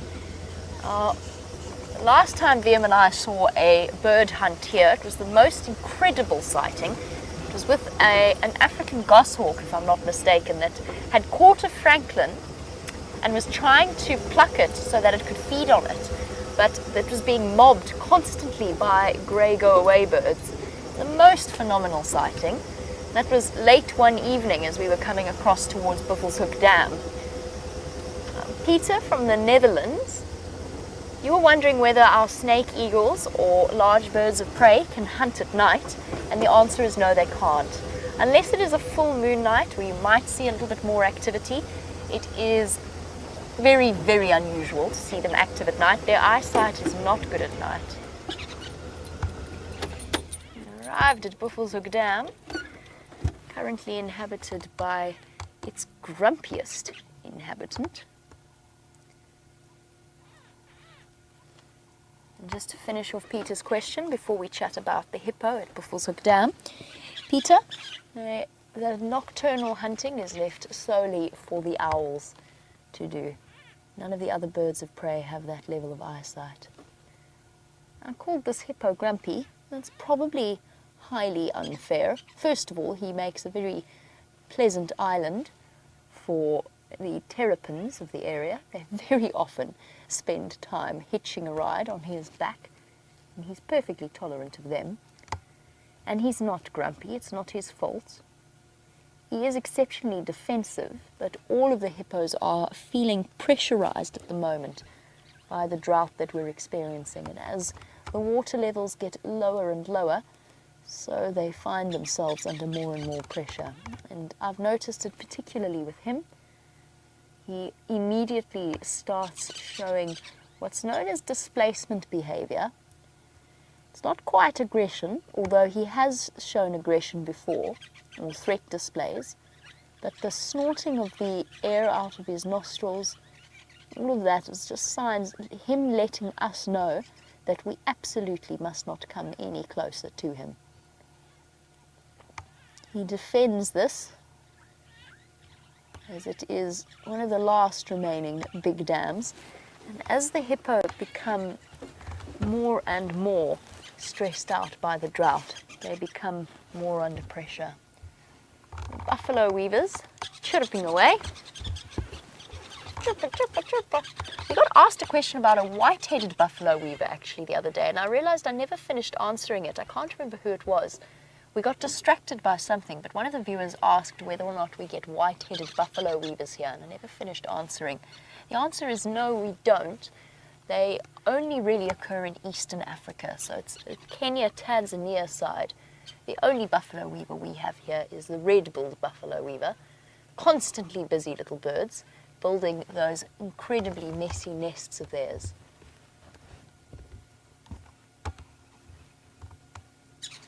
And as always, around Buffelshoek Dam, its usual cohort of starlings. In this case, what looks like it's a greater blue-eared starling. Hop.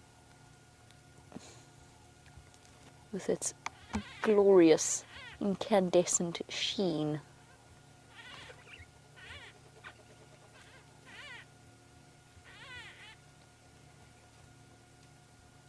One of those typical patterns where the pretty birds don't really have the most attractive of calls.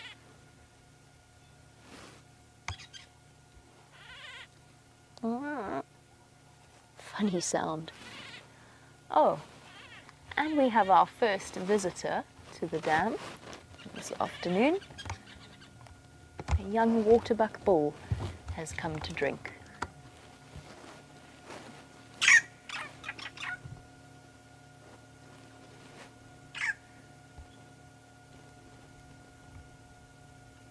Always tense and coiled when you see antelope and zebra drink. That constant instinctive awareness that the murky water could be hiding something far more sinister than a grumpy hippo bull. And even though we haven't seen crocodiles in this dam for a long, long time, does not mean that it's impossible that there is one. I don't think there is. But you never ever take that for granted in Africa.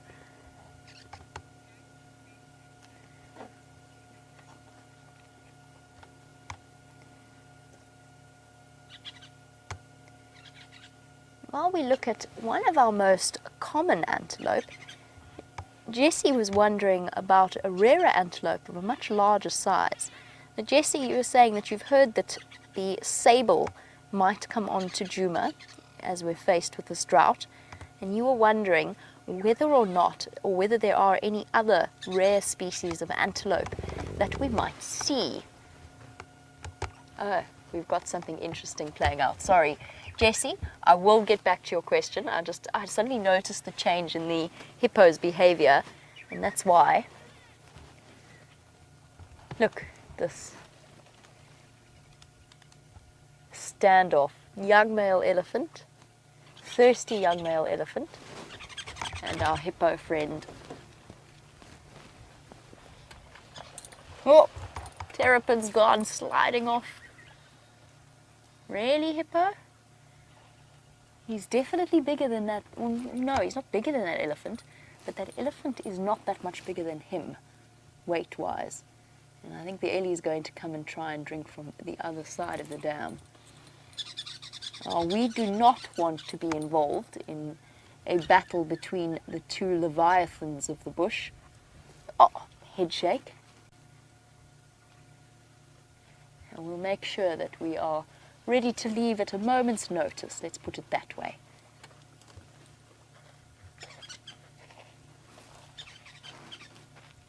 He's such a thirsty elephant. He was not going to be deterred by the actions of that hippo. And now the hippo, I think, is a lot of bluster. Here we go. He was so thirsty. He was not interested in being bullied. And the hippos are, when it comes to elephants in that kind of situation, I think a lot more bark than bite. The same does not apply to human beings, and they are to be treated with the utmost of respect. Rumoured to be the biggest killer of any number of people in Africa, which isn't really a fair comparison because hippos live in water and human beings build their homes and their settlements near water. It automatically puts them at risk of hippo attacks, getting between a hippo and water. That, combined with the fact that I don't know that we know exactly how many people are killed by crocodiles every year in Africa. I'm talking about the mammal, not the mosquito, before anybody wants to suggest that. I do know that mosquitoes are more responsible for more deaths than any other animal.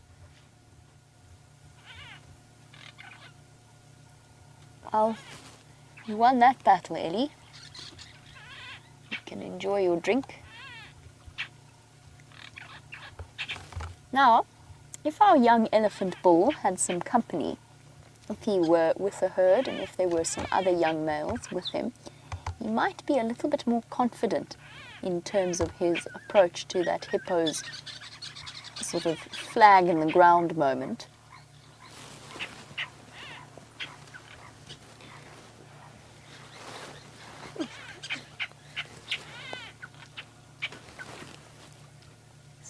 Each trunkful, probably with an elephant of this size, between 8 to 10 litres of water.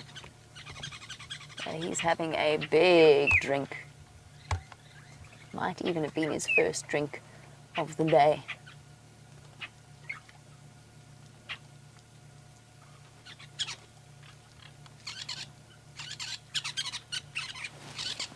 The Arathusa Dam is not what I would call pristine at this point. It's become very muddied and quite sullied by the combination of the hippo and the buffalo.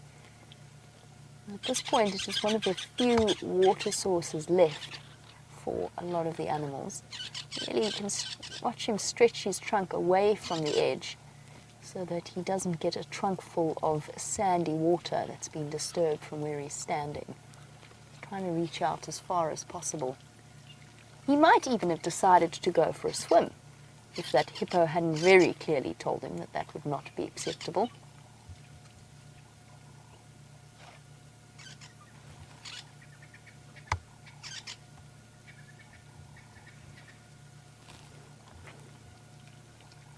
Look at him, trunk and mouth full of water.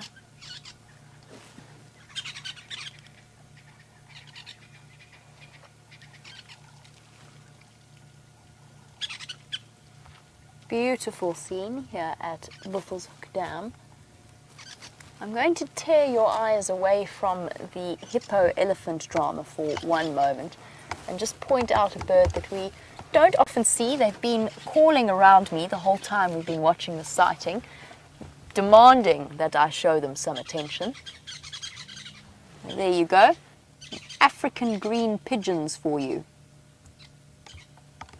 You don't often get to see them out on dead trees like this.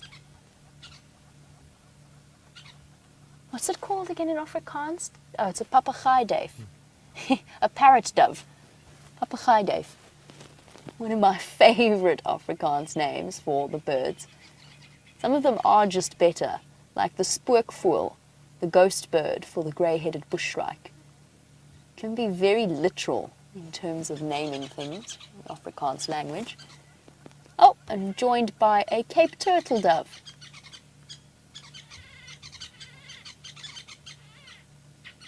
A pigeon, generally a fruit eater and usually arboreal, when compared to a dove, which is a seed eater mainly and largely ground-based. So whilst they might rest in trees, they spend most of their time wandering about on the ground.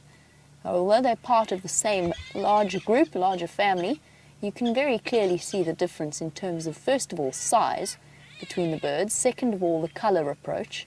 Most doves are relatively sombre coloured, greys, subtle browns, don't really want to draw attention to themselves, whilst the green pigeons, as their name suggests, bright green, with just a hint of blue around the shoulders.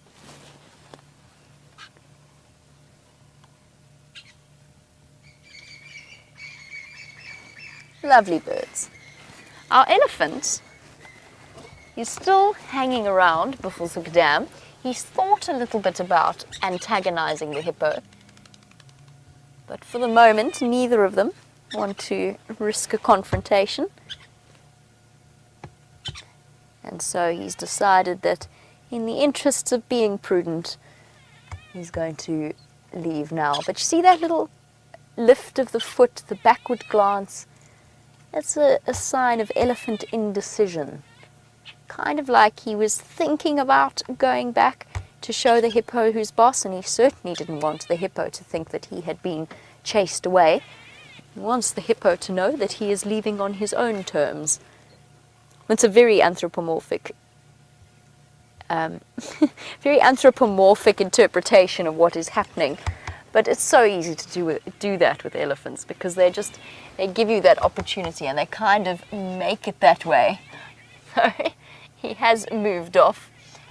Peter, in Germany, you were wondering, on the subject of our aquatic life at the dam, what kind of fish would live here. The answer is tilapia would be one, and at this point, I think most of the tilapia have died off. At this point, probably one of the only remaining fish is the catfish or the barbel.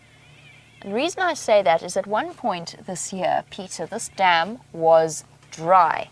I mean bone dry. Most of the fish died. It became exceptionally smelly and somewhat hazardous to walk around, because you'd sink into mud and wind up slicing yourself on the bits of fish bone around it. And catfish have a very useful adaptation where they go down into the mud and they cover themselves with a mucus layer that keeps them protected. So there might well still be some catfish that have survived the dryness of the dam. Jessie, I still haven't finished answering your question. I'm going to try and do it quickly. Sable is the most likely. Sable actually used to be based in this area. There's a possibility of roan, there's a possibility of antelope and tsetse, and maybe even Sharp's Grijsbok. But the sable is one of the most likely that you might see out here, just because roan is so much rarer. A bird just landed on our antenna. Okay, well, he's gone now. Apparently it's most convenient. Our elephant has moved off, and I think that Brent has found some more to show you. We're getting inspected by a little bull elephant. He's, oh, you're going to do a turn around? He got a little bit scared, went a bit too far from Mom. But I think might get some more bravery shortly and come back to inspect us again. So we're right on the northwestern corner of Djuma at the moment. And it sounds like there's quite a big herd of elephants around us. We've got those two in front of us, and there's some more off to the left. Oh, there we go. Here he comes.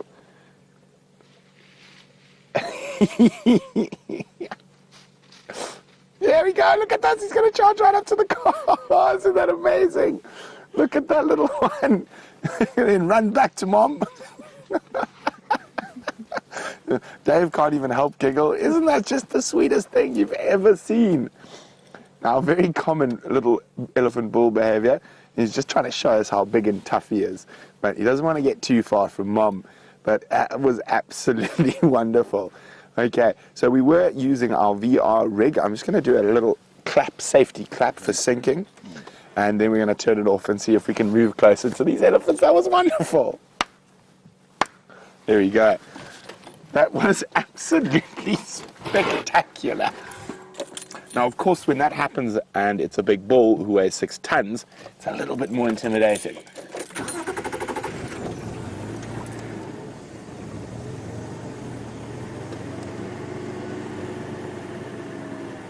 I'm just going to move very slowly, always when you go into a breeding herd.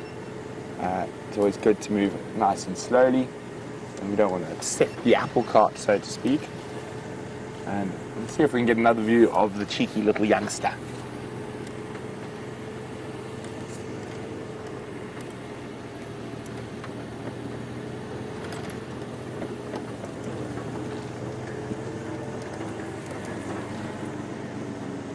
So there we go.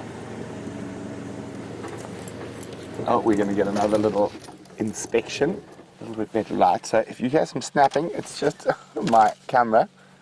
It's just too cute not to. Oh, we're getting a little bit from a slightly older one now. Hello, madam, young female. It's more curiosity and a bit of playfulness rather than any actual aggression. So when it comes to elephant breeding herds, you always watch the adults. There we go, look at this. Maybe we should do another VR, Dad. I think she's going to move off. We'll give it a go. Rolling. Okay, I'm going to do the clap at the end. Look at this. So we're getting some nice elephant activity here. These little ones are playing with us, shaking their heads at us. And quite often, watch, as she walks away, and will suddenly swing around. No, I think she's bored of us now. But it doesn't mean that little guy over there is not going to. So you can see the mother completely relaxed, tail just swinging. Here we go, here it comes. There we go. Hello, little monster. Yes, you're very brave and very scary. No, I'm trying to decide should I stay with Mom? Should I tell them off? That little guy's probably about 5-6 months. No, it's going to go back to Mom. So they're going to move into a thicket there. There's some more ellies slightly out in the open behind us. So I think we'll go have a look at those.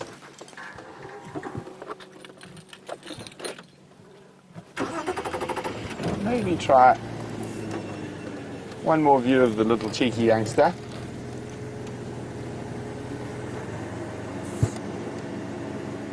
There you can see.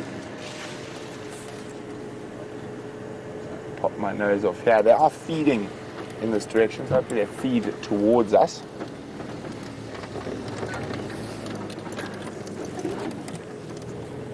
It's getting us into a good spot. Oh, here he comes.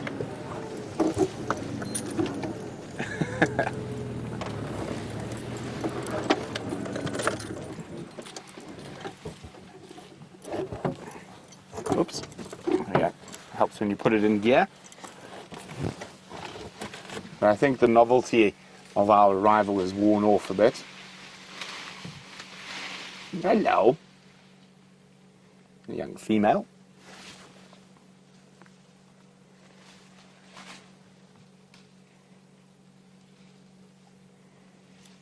You're also scary, madam. And if you look at her tail, she's quite fine, just a bit of playfulness. Oh, that's going to be beautiful.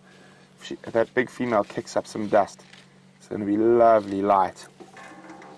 Just going to roll back. Oh, looks like they're going to go into the sunset.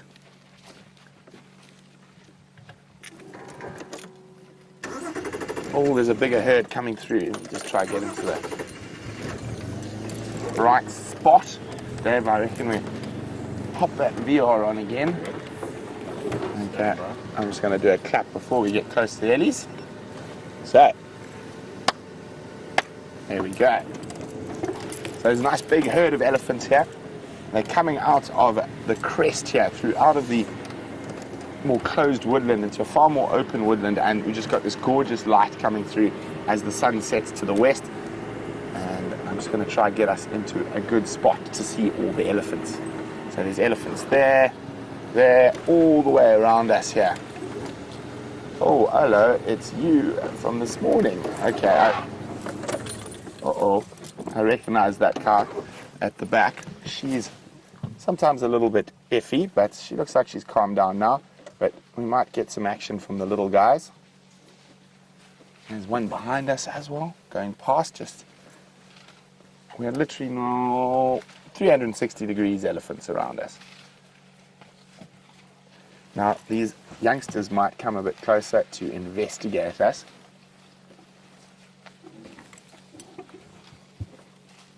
There we go. Another young female stepping out. Oh, there we go, head shake.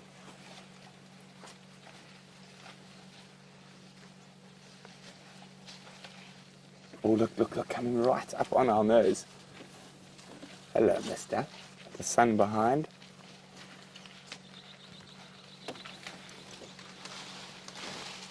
Well, Peter, who's in Germany, is wondering, do we have any amarula trees on Djuma? And that tree right there, Peter, is an amarula tree that the elephants are underneath.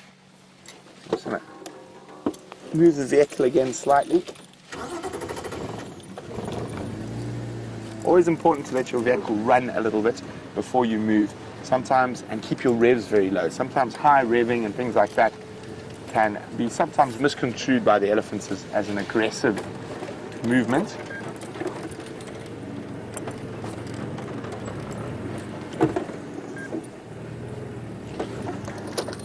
And there we go. Oh, hello, mister. Another little boy shaking his head at us. And this female going to continue eating the bush willow in front of us.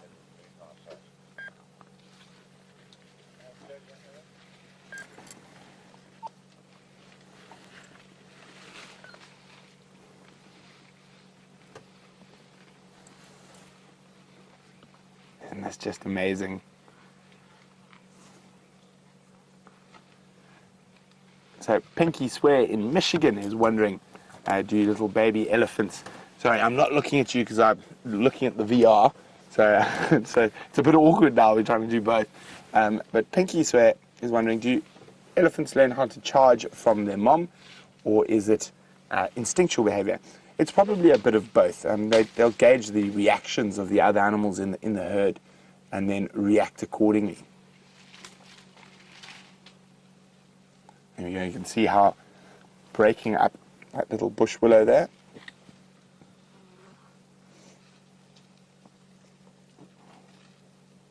But let's wait. She's listening. She almost looks. No, she's decided to eat now.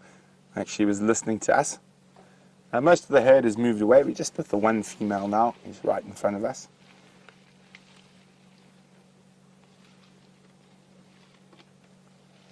The others disappearing to the north towards Buffalo's Hook.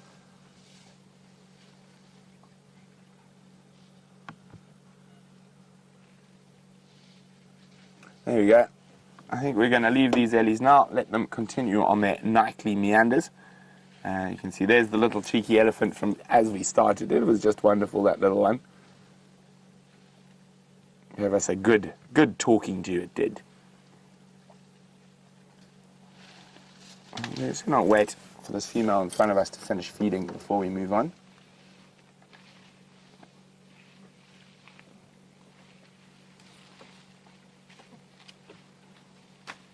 She's using her tusks to break through. There we go. She's coming through now. Hello. I've seen you before in the last 2 days. I recognize that broken left tusk of hers. Very distinct. You can see the sort of wear inside it. Yes. How are you today, madam? Enjoying your bush willow? Looks like she is.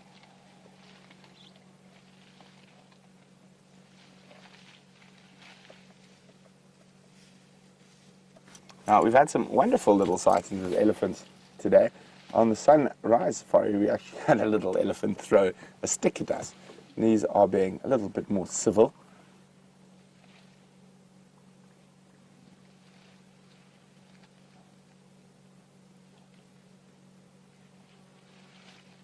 There we go. Now watch how she turns that. Oh, she's going to break it this time. But she uses her trunk and she's going to turn that branch through her mouth. And what she's doing there is removing the cambium layer from the base of that branch. That's the area, it's got a lot of nutrients. She's not really eating too much of it, so... Oh, there we go, she's got a whole piece. It's lovely when they do that. So completely relaxed in our presence. Trying to see if there's any little morsel left. Oh, there we go. So she's actually, quite interestingly, she's only eating the base of the branches. So right where the branch is connected to the main stem. Now, I wonder if there's a little bit more nutrients or a little bit more sort of juice in that particular spot, and that's what's prompting her to feed there.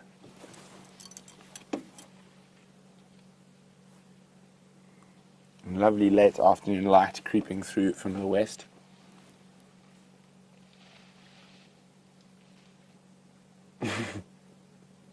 Almost looks like she's unsure what to do. Oh no, she's going to take some takeaway with her. Yes, hello.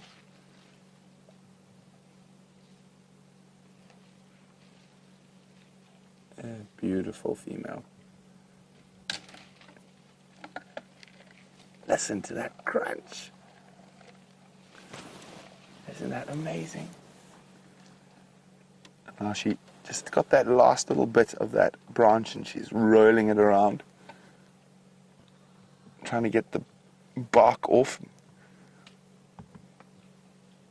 Now with a small branch like that, she might actually eat the whole thing.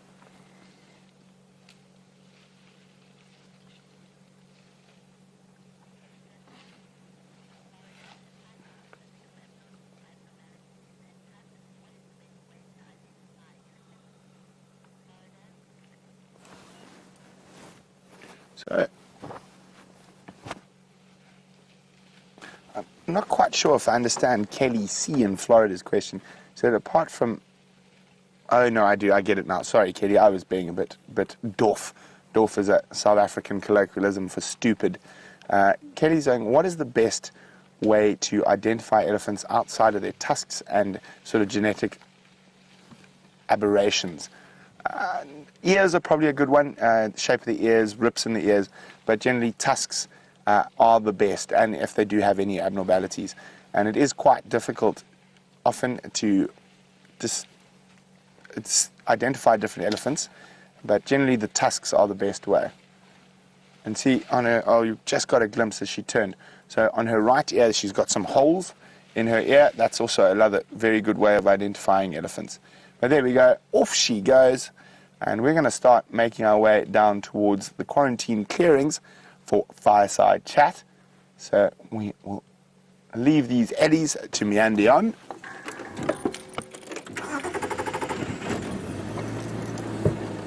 you want a safety clap, Dave? Yes, please.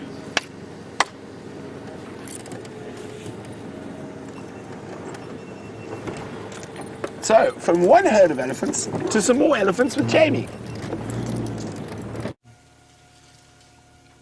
In this case, more elephants that are having quite the tussle. Two young boys that are pushing each other backwards and forwards. I know that the visual isn't fantastic. They're on the northern side of our boundary, so on Buffelshoek. Oh, look how big and strong I am. I can push over a very small acacia tree. It's pretty intimidating. I'm pretty intimidated. Oh, do we have peace now? Has the victor been decided by his impressive display of pachyderm strength? No, we're going to go for the next tree now. Oh, no, bouncing back.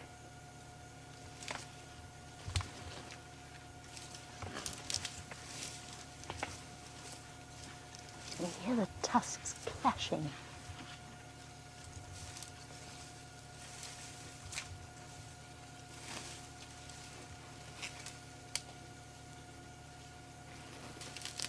Dust clouds flying. This is the fantastic thing about winter. It's cool enough that we get elephants behaving like this, playing with each other. Oh, that was a serious headbutt. Practicing the skills that they will one day need to compete for the right to pass on their genes. And who better to play with and practice with than a cousin or a brother? Probably a cousin, they're about the same size, the same age. Oh, I think that might, oh no, maybe he's going to back into him. Yep, he's coming back in. Little head shake.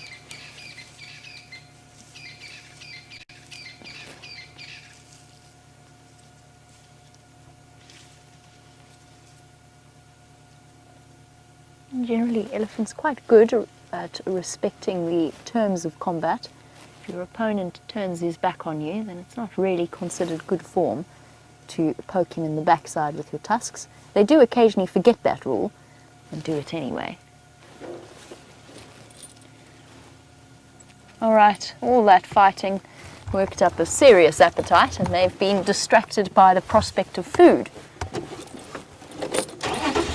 There's just elephants absolutely everywhere at the moment.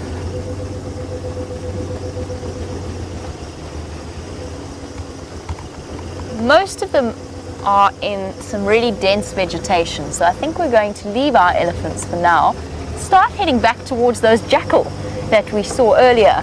I'm desperate to see how that scenario played out, but before we move off the topic of elephants entirely, Peter, you were wondering about whether it's true that elephants go crazy for oranges.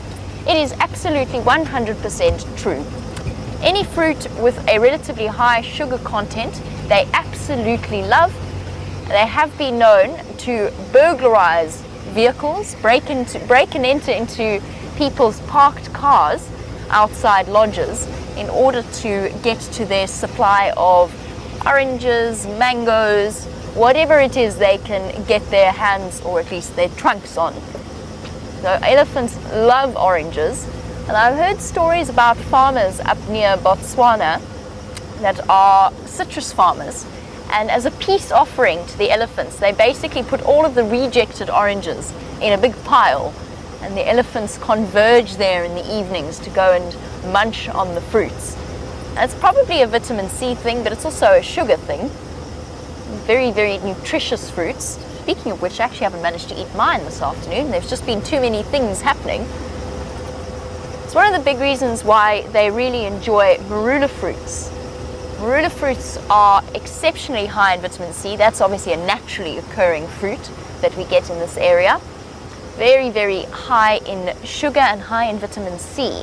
And there's a rumor, or at least an observation, that musk bull elephants, in other words, elephants that are at that stage in life where their testosterone levels are up through the roof, and my word, there are just pachyderms everywhere, so many elephants. There you go, there's more of them. We're not going to linger, I don't think, but we've got more elephants here. An elephant in must will apparently target marula fruits specifically, just for the additional boost of vitamins that they need from it. That's a rumor though, it's not really 100% backed up by science.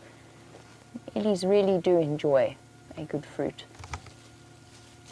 Now, I've never had anything stolen from my vehicle. Vim, I don't know if in any of your experiences you've ever had an elephant steal from you. I haven't. It's quite unusual, but you never know. Monkeys robbed my car a couple of times. Yes. VM spot on. We've all had our vehicles robbed by monkeys and by baboons. I had a baboon jump through my car window, take a sandwich out of my hand, and then jump out the other side. I know that feeling very well, and it leaves you feeling a little bit confused, somewhat amused, and a bit like your personal space has been thoroughly invaded. I would be a bit more concerned if it were an elephant trying to steal it, or steal something from me. That's one of the reasons why in certain areas they will tell you not to leave fruit in your vehicle if there are free roaming elephants that will go into the car park or wherever it is that you've left your vehicle. Kind of like when you're traveling and you're camping and you've got to be careful of bears and make sure that everything is stored away in those metal cabinets at campsites or whatever else they happen to provide. Elephants can be quite similar, just with fruit. And hyenas with other stuff. There's lots of... Animals are opportunists. They will take what they can get.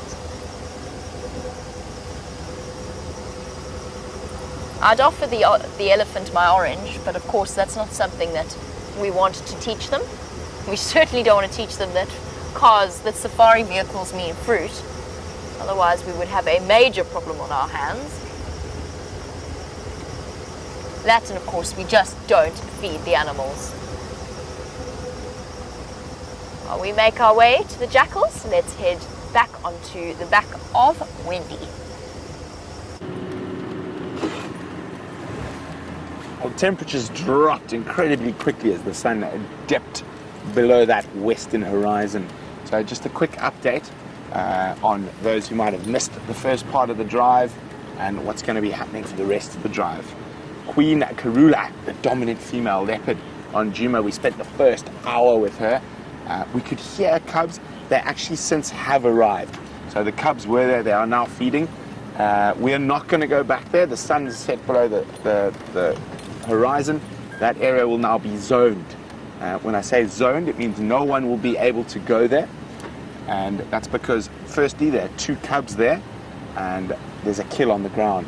So it might attract lions and hyenas to have spotlights and cars crashing around there at night. So in certain parts of the Sabi Sands, hyenas are very clever. They've learnt to look for leopards where there's a spotlight or for leopard kills. So as a general rule, you never shine a spotlight on a leopard kill that's on the ground at night. So that's just to try and make sure we have as little effect on the wildlife as possible. But don't worry, I will be going there first thing tomorrow morning to try and find Queen Karula and the little ones. But great that they are back on Djuma. Really exciting news. And they are very deep in Djuma. It's not like they're just inside. They are a good couple of kilometers away from the southern boundary where they have been being kept. So maybe we might be seeing a bit more of them in the coming weeks, which is really exciting. Also, it's a fireside chat tonight. And for those of you who don't know what the fireside chat is, well, Jamie and I will get together around a fire, which is quite welcome during the winter months, and chat about the sightings and what's been happening during the week, as well as take a few questions. The questions for the fireside chat will be focused on the pangolin that Dave and I saw. First pangolin ever on Safari Live, and also it is the Kruger National Park's birthday today, so we'll be doing a little celebration of birth. So let's try and keep the questions about pangolin and the Kruger Park. And we will be doing a different format of fireside chat this evening. It will be on our Facebook page. So it will not be on the normal platforms. It will be live from the Safari Live Facebook page. There should be a little notification you can turn on there to let you know when we're doing live broadcasts from Facebook. Otherwise, I'm not the best technical guy to ask this stuff. I'm sure most of you are far better than I am. So pop onto the Safari Live Facebook page. I'm quite sure you'll be able to figure out how to view this evening's fireside chat. But our the leopards have been a bit scarce, so then today 2 different leopards, one down on Cheetah Plains, one here on Djuma, and hopefully some more tomorrow. Also, the Nkahuma lioness briefly this morning, and she's moving around hunting, but I'm quite sure she will be returning to the den where she's keeping those cubs, and fingers crossed in the next week or so she might move that den on to Djuma, which would be really exciting. Imagine we have lion and leopard cubs on property. It will be a first since I have been at Safari Live, and I've been here now a year and 3 or 4 months. So first time we'll have both lion, or it's the first time we've got both lion and leopard cubs to some of our wonderful characters. And as I say, who needs a soap opera when you get to see what's happening in the bush every day? Dave thought that was funny. Yeah, Dave had a little chuckle there. So I'm going to be going to set up fireside chat in a little bit, and you will be with Jamie till she joins me around the fire, and it is going to be quite spectacular with the sun setting behind us, and we always got to keep an eye out. You never know when the Nkahuma lioness might decide to join us for a chat around the fire. I remember last week there was some banter on Twitter that maybe the Nkahuma females might want to take over final control for a while. I think that would be a very interesting prospect with, if we could speak lion, all of them telling us to chase the buffalo to final control. But I don't think that's going to happen. We're going to have to deal with our fierce ladies, and there are fierce ladies, lionesses in their own right, that sit in final control at the moment.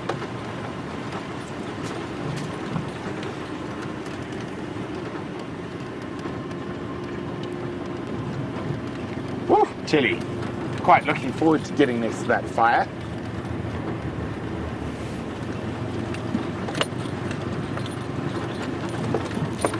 And we are moving into the winter months, so it is going to be really great cat sightings. Less grass, the prey species under more pressure because there is less grass and less water. But while we go set up fireside chat, Jamie's got the jackals. Just can't resist spending time with an animal that we've hardly ever got to see until recently. Oh, there was a big yawn there, exposing those dog-like teeth. There is our black-backed jackal in the evening light.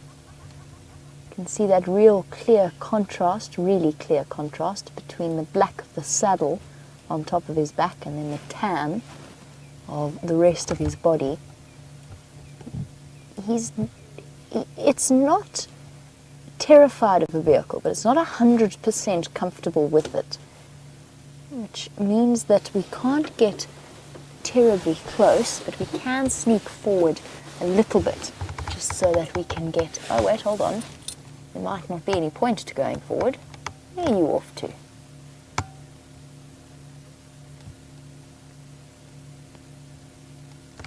Such fascinating creatures. There's even records of almost packs of black-backed jackal in eastern Africa. Sort of big groups, and it won't be a pack in the traditional sense as we understand it with wild dogs, for example, but a group of adults and their offspring, their fully grown offspring. There's even evidence of them hunting adult gazelle. So antelope just a little bit smaller than an impala. Now that would be something, hunting and killing, I mean successfully hunting adult gazelle.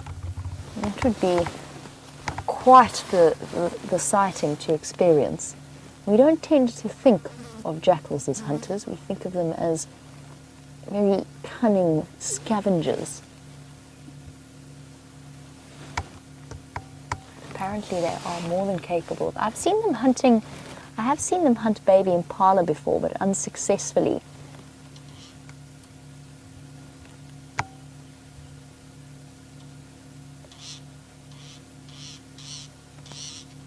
Still ranging about, basically just looking for any food that he can find.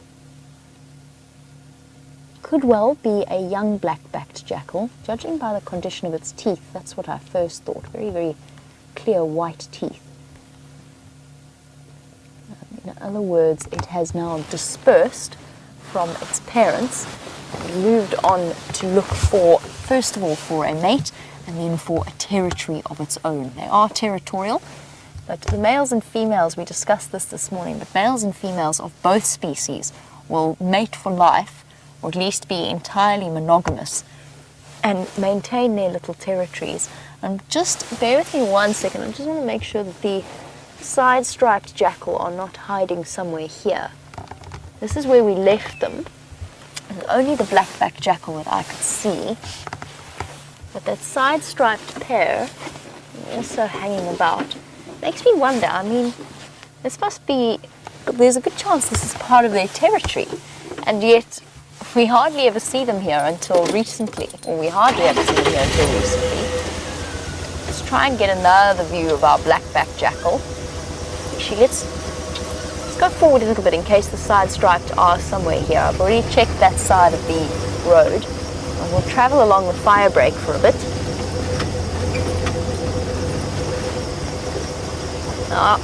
It's something that I haven't heard terribly much while I've been here. and I have missed the sound of jackals calling. They sound a little bit like they are singing. It's the most incredible sound, particularly side stripes are less vocal, but black-backed jackal can be particularly vocal. Not something that I've heard once since I started working here. I used to hear quite frequently. My very first job in the bush was in the Kalahari, in the southern Kalahari, and I used to hear them singing to each other all the time. Beautiful, kind of like the equivalent of a wolf howl piercing through the night. And I'm hoping that our increased number of sightings of jackal might just mean that we might get to hear them more frequently. It's also one of the reasons why I've come back to this jackal in this sort of faintest, slightest hope that it might decide to call. It will be a wonderful experience. Ashley, you were wondering whether or not the increased presence of the jackal might have something to do with the drought. The fact that the predators are more successful than the predators and the scavengers. I think it's a little bit, maybe, I mean, it's entirely possible. I think that it's a little bit too soon for us to be experiencing such a sudden change in population numbers. I think that will be more of a gradual thing. However, apparently, and I haven't been able to find any conclusive evidence of this or why this might be, but apparently jackal populations do this. They spike and hit the carrying capacity and immediately drop.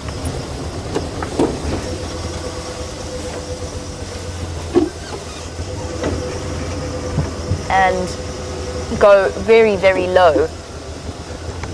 I'm just looking at this drag mark here. I'm 100% certain that this is from the buffalo that we saw the hyenas playing with earlier.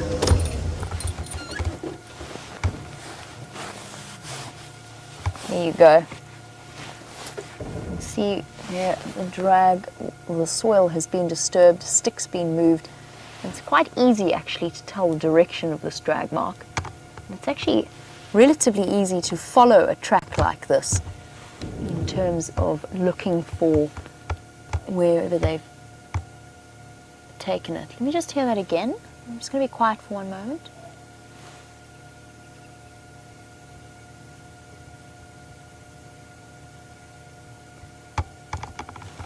Taking my earpiece out. Sounded like they were kudu barking. Did you hear that, Liam? Almost sounded like baboon alarm I call. think baboons. Could well be baboons. We've been seeing that troop more and more. I heard it came from my right side, which means that my earpiece blocked it out ever so slightly. But let's go and investigate, nevertheless. Our jackal has appeared to have moved off. So we shall go and investigate and see what's causing the sudden alarm. Whether it be kudu or whether it is a baboon.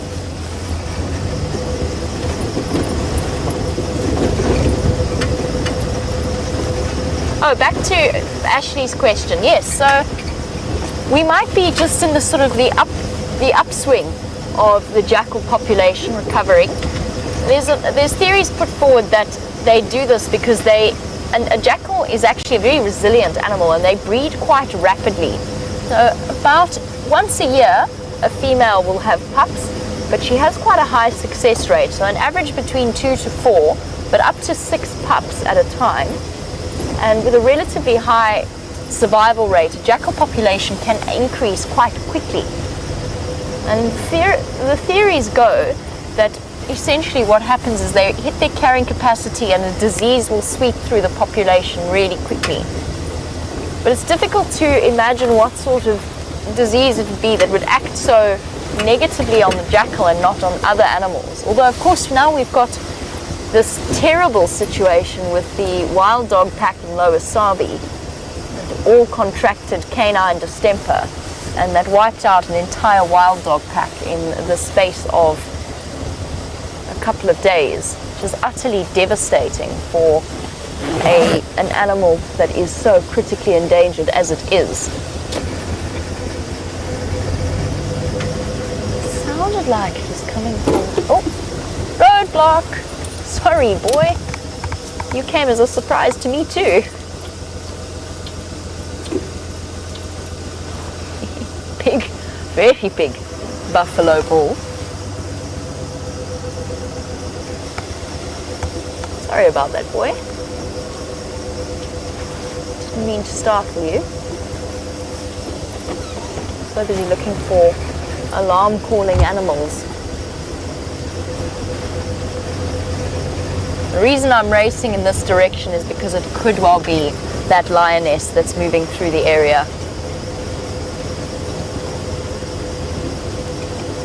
It's cool enough now that she'll be on the move, quite possibly looking for the rest of her pride mates.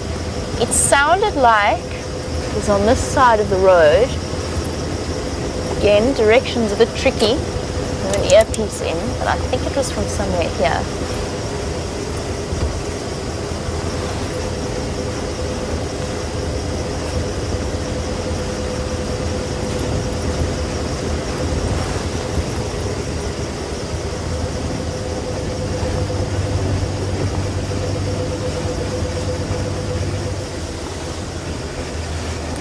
As we go off in search of a lion, implementing any tracking skills, which is always a bit more tricky in the dark. Kathy from Tennessee, welcome to the Sunset Safari. You wanted to know how much of a role does our nose play in tracking? Because obviously, from your side of things, you can't smell what's going on. That's of course the next step, for maybe a couple of steps removed from WildEarth, would be to include the experience of smell as well. Like those cinemas that very briefly made a sort of an immersive experience. I'm not sure how successful they were. Kathy, first of all, be relatively thankful that you are spared this sense that we occasionally have to experience, like the odd buffalo carcass. That's always an interesting experience. Our noses do play a role. Tracking elephants, wild dog, and just realizing that there's water back in the area can play a very important role.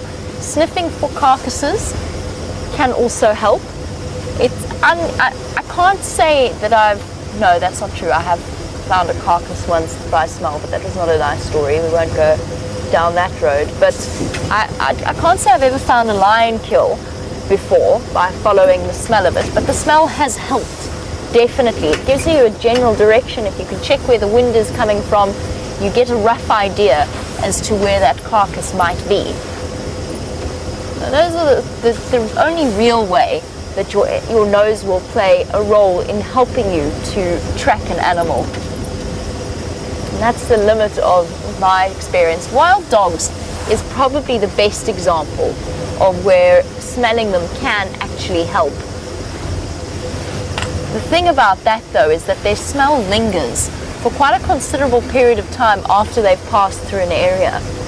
Now you'll drive, we've had a few sightings where we've madly rushed around following wild dogs, and then they've crossed over our boundary and out of our traverse area, and you go back along the same roads and you're constantly looking around because you're aware of that wild dog, wet dog smell. There are, of course, I've been dismissive of the idea, but there are, of course, times where I really wish that we could share the smell that we experience with you. The petrichor is the clearest example, the smell of the earth after the rain. But some of the flowers are particularly nice smelling, especially in summer after a good rainstorm. But there are times where a sense of smell would come in particularly handy, and be able to share the sense of smell with you.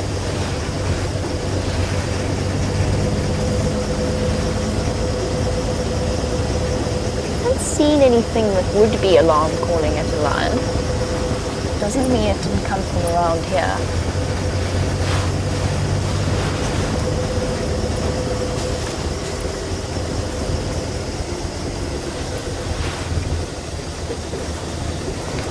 I'm just trying to make sure.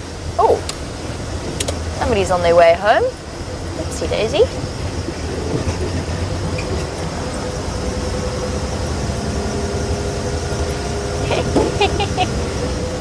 Hello. Hello. How are you? How are you? Good, and you? Good. How's it, Herbert? Do you hear anything alarm calling this side? No. No. I thought I heard a kudu, but maybe Okay. Zoe's, maybe a bit further. Do you have Stefan's number? I do. Herbert, I can't. Okay. Okay. Has he got yours? He's got your phone number. I'm not sure. But I'll call Rebecca anyway. Okay, sharp. She said she'll send it to you. Okay. Okay, cheers, Herbert.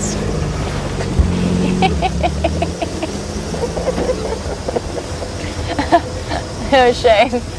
Trying to get a hold of Steph.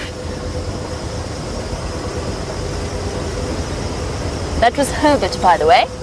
He's recently joined our team, and Stefan is our ops manager, our operations manager.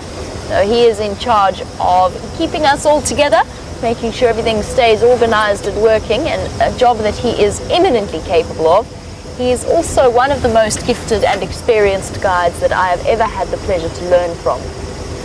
And Herbert has recently joined the team as a combination of tracker and teacher for us in terms of some of the knowledge that we might be missing out on, particularly local knowledge of the medicinal uses of plants and trees and animal behavior, and then also to act as additional security detail on bushwalks, so to sort of scan ahead and make sure that we don't run the risk of endangering ourselves or indeed an animal whilst we're out in the bush on foot.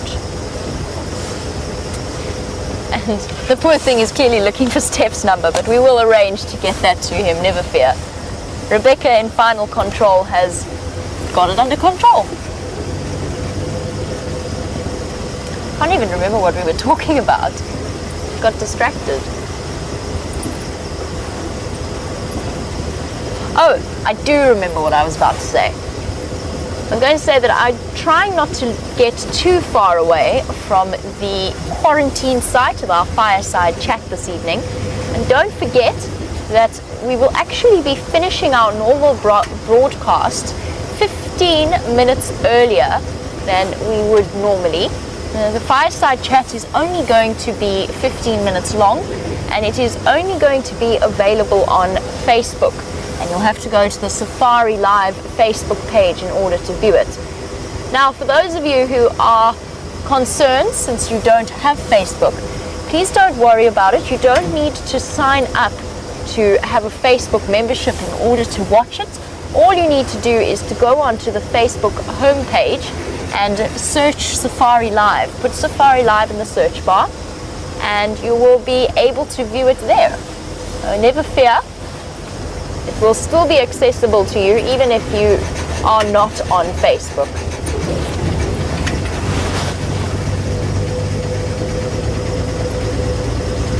And what that means is that it is a delicate operation in terms of my timing. Making sure we explore all of the nocturnal value of the bush before racing across to a fireside chat.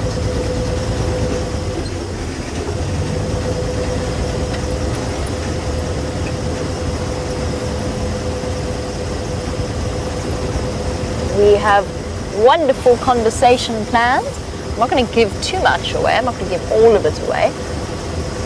But it may or may not involve a special sighting that Brent has had this week that I am in no way, absolutely no way at all, it would be ridiculous to suggest it, jealous of. Little bit jealous. That's okay. Our time will come, Liam. We'll find something.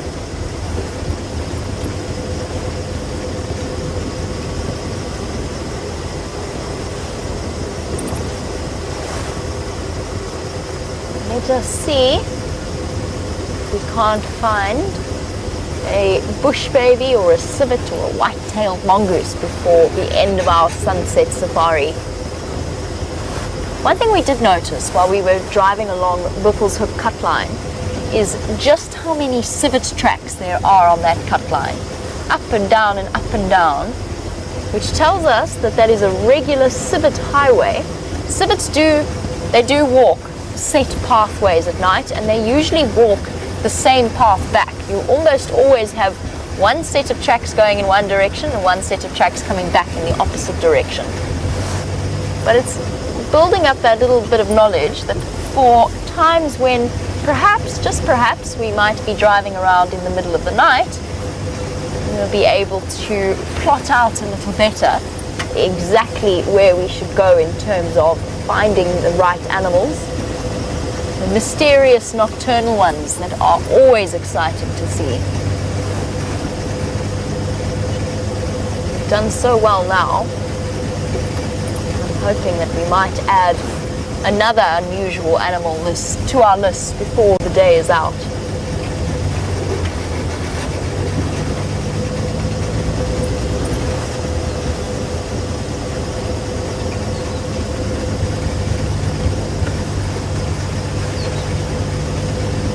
And please let it not be a Deka hiding behind a bush this time.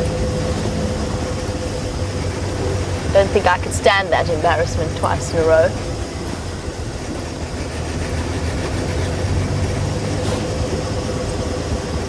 And just so that you can all rest assured,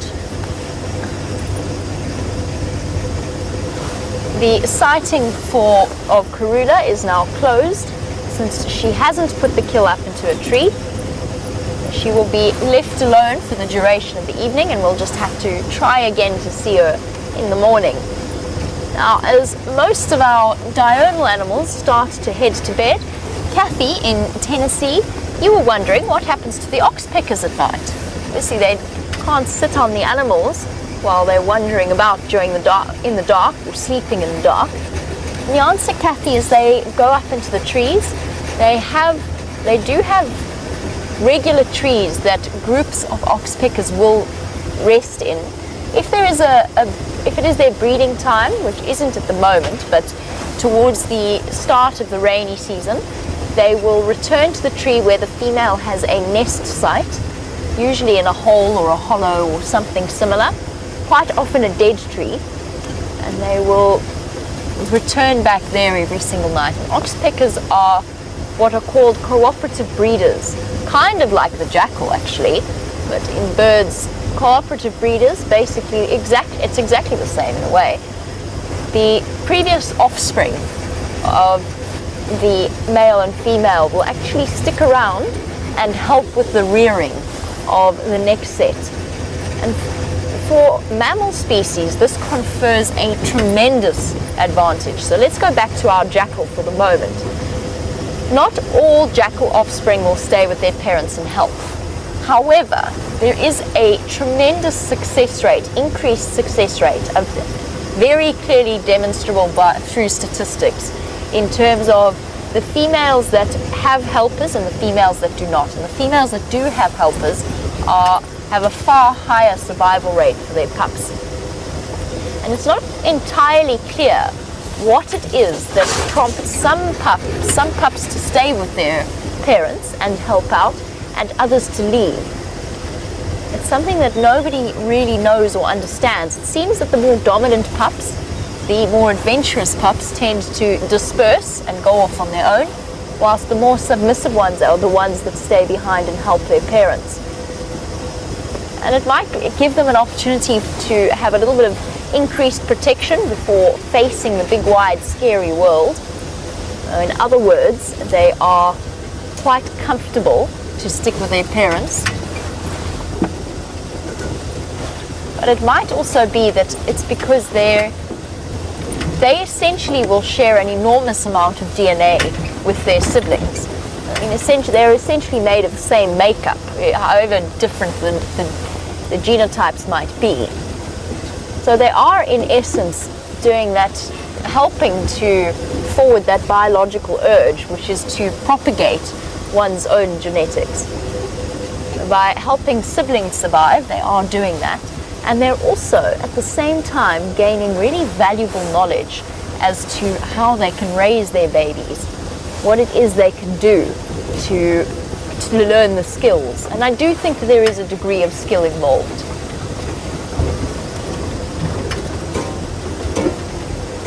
Just trying to work out, just ever so quickly, what planet that is. And apparently Mars is meant to be exceptionally bright at the moment. It is very clearly a planet, and it certainly has a reddish tinge to it that suggests to me that it might be Mars. I'm going to have to double check that on my sky map and work out which one it is. Lost track now of the planetary movements. You can see how it's not twinkling, but a solid ball of light. Because it's reflecting the light of the sun, not producing its own, as a star would do.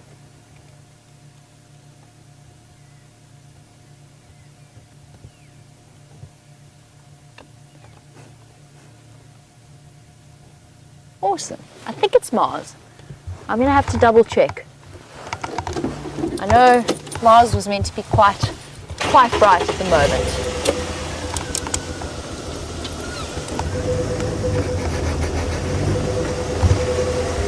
Now, if any of you are avid stargazers or star watchers and you find yourself with the means, South Africa is one of the best places to come and view the stars.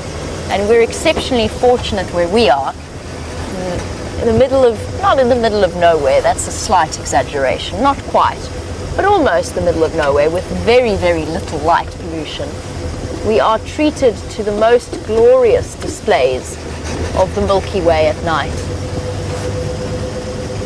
And of course in the southern hemisphere we've actually got a slightly better view of more stars than you might have in the northern hemisphere,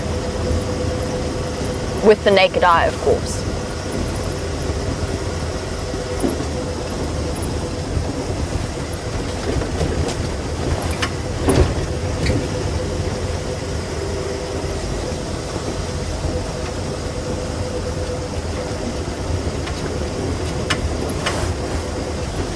Just an update, it sounds as though Fireside Chat might be delayed. We've still got 5 minutes until we're due to start, but the guys on the ground are having a little bit of a struggle. Seems to be one of those, I think, pretty fitting end to the week. We've had 1 or 2 problems with gremlins. We've managed to largely to boot them out of Wendy.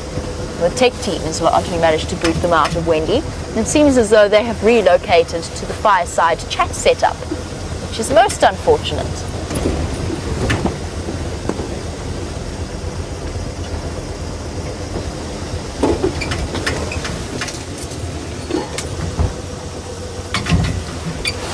Always forget about that low-hanging tree. I want to make sure that our antenna doesn't get hit too hard by any branches that we pass under. So we've got a very large broadcast antenna that sticks up. How high is it, Bim, from the ground? Must be 4 meters? 5? Yeah, 5 meters. I mean, it's about the size of a very big elephant.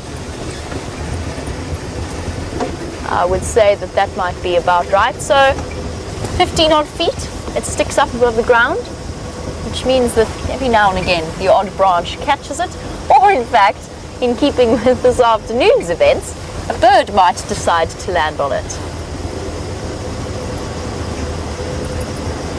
Better speed up a little bit.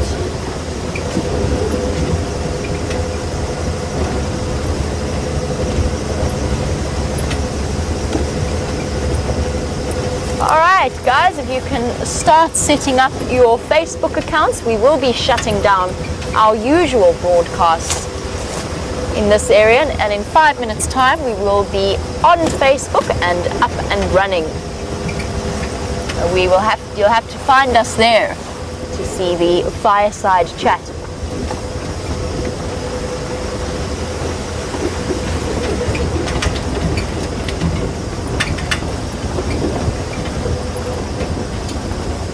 And I'm going to say bid you a very brief farewell, and I will catch you shortly. Will be, if you're watching on YouTube, the WildEarth site or the Nat Geo Wild site, you'll be sent back across to the Djuma Dam camera. Alright, I'll see you all shortly. Enjoy!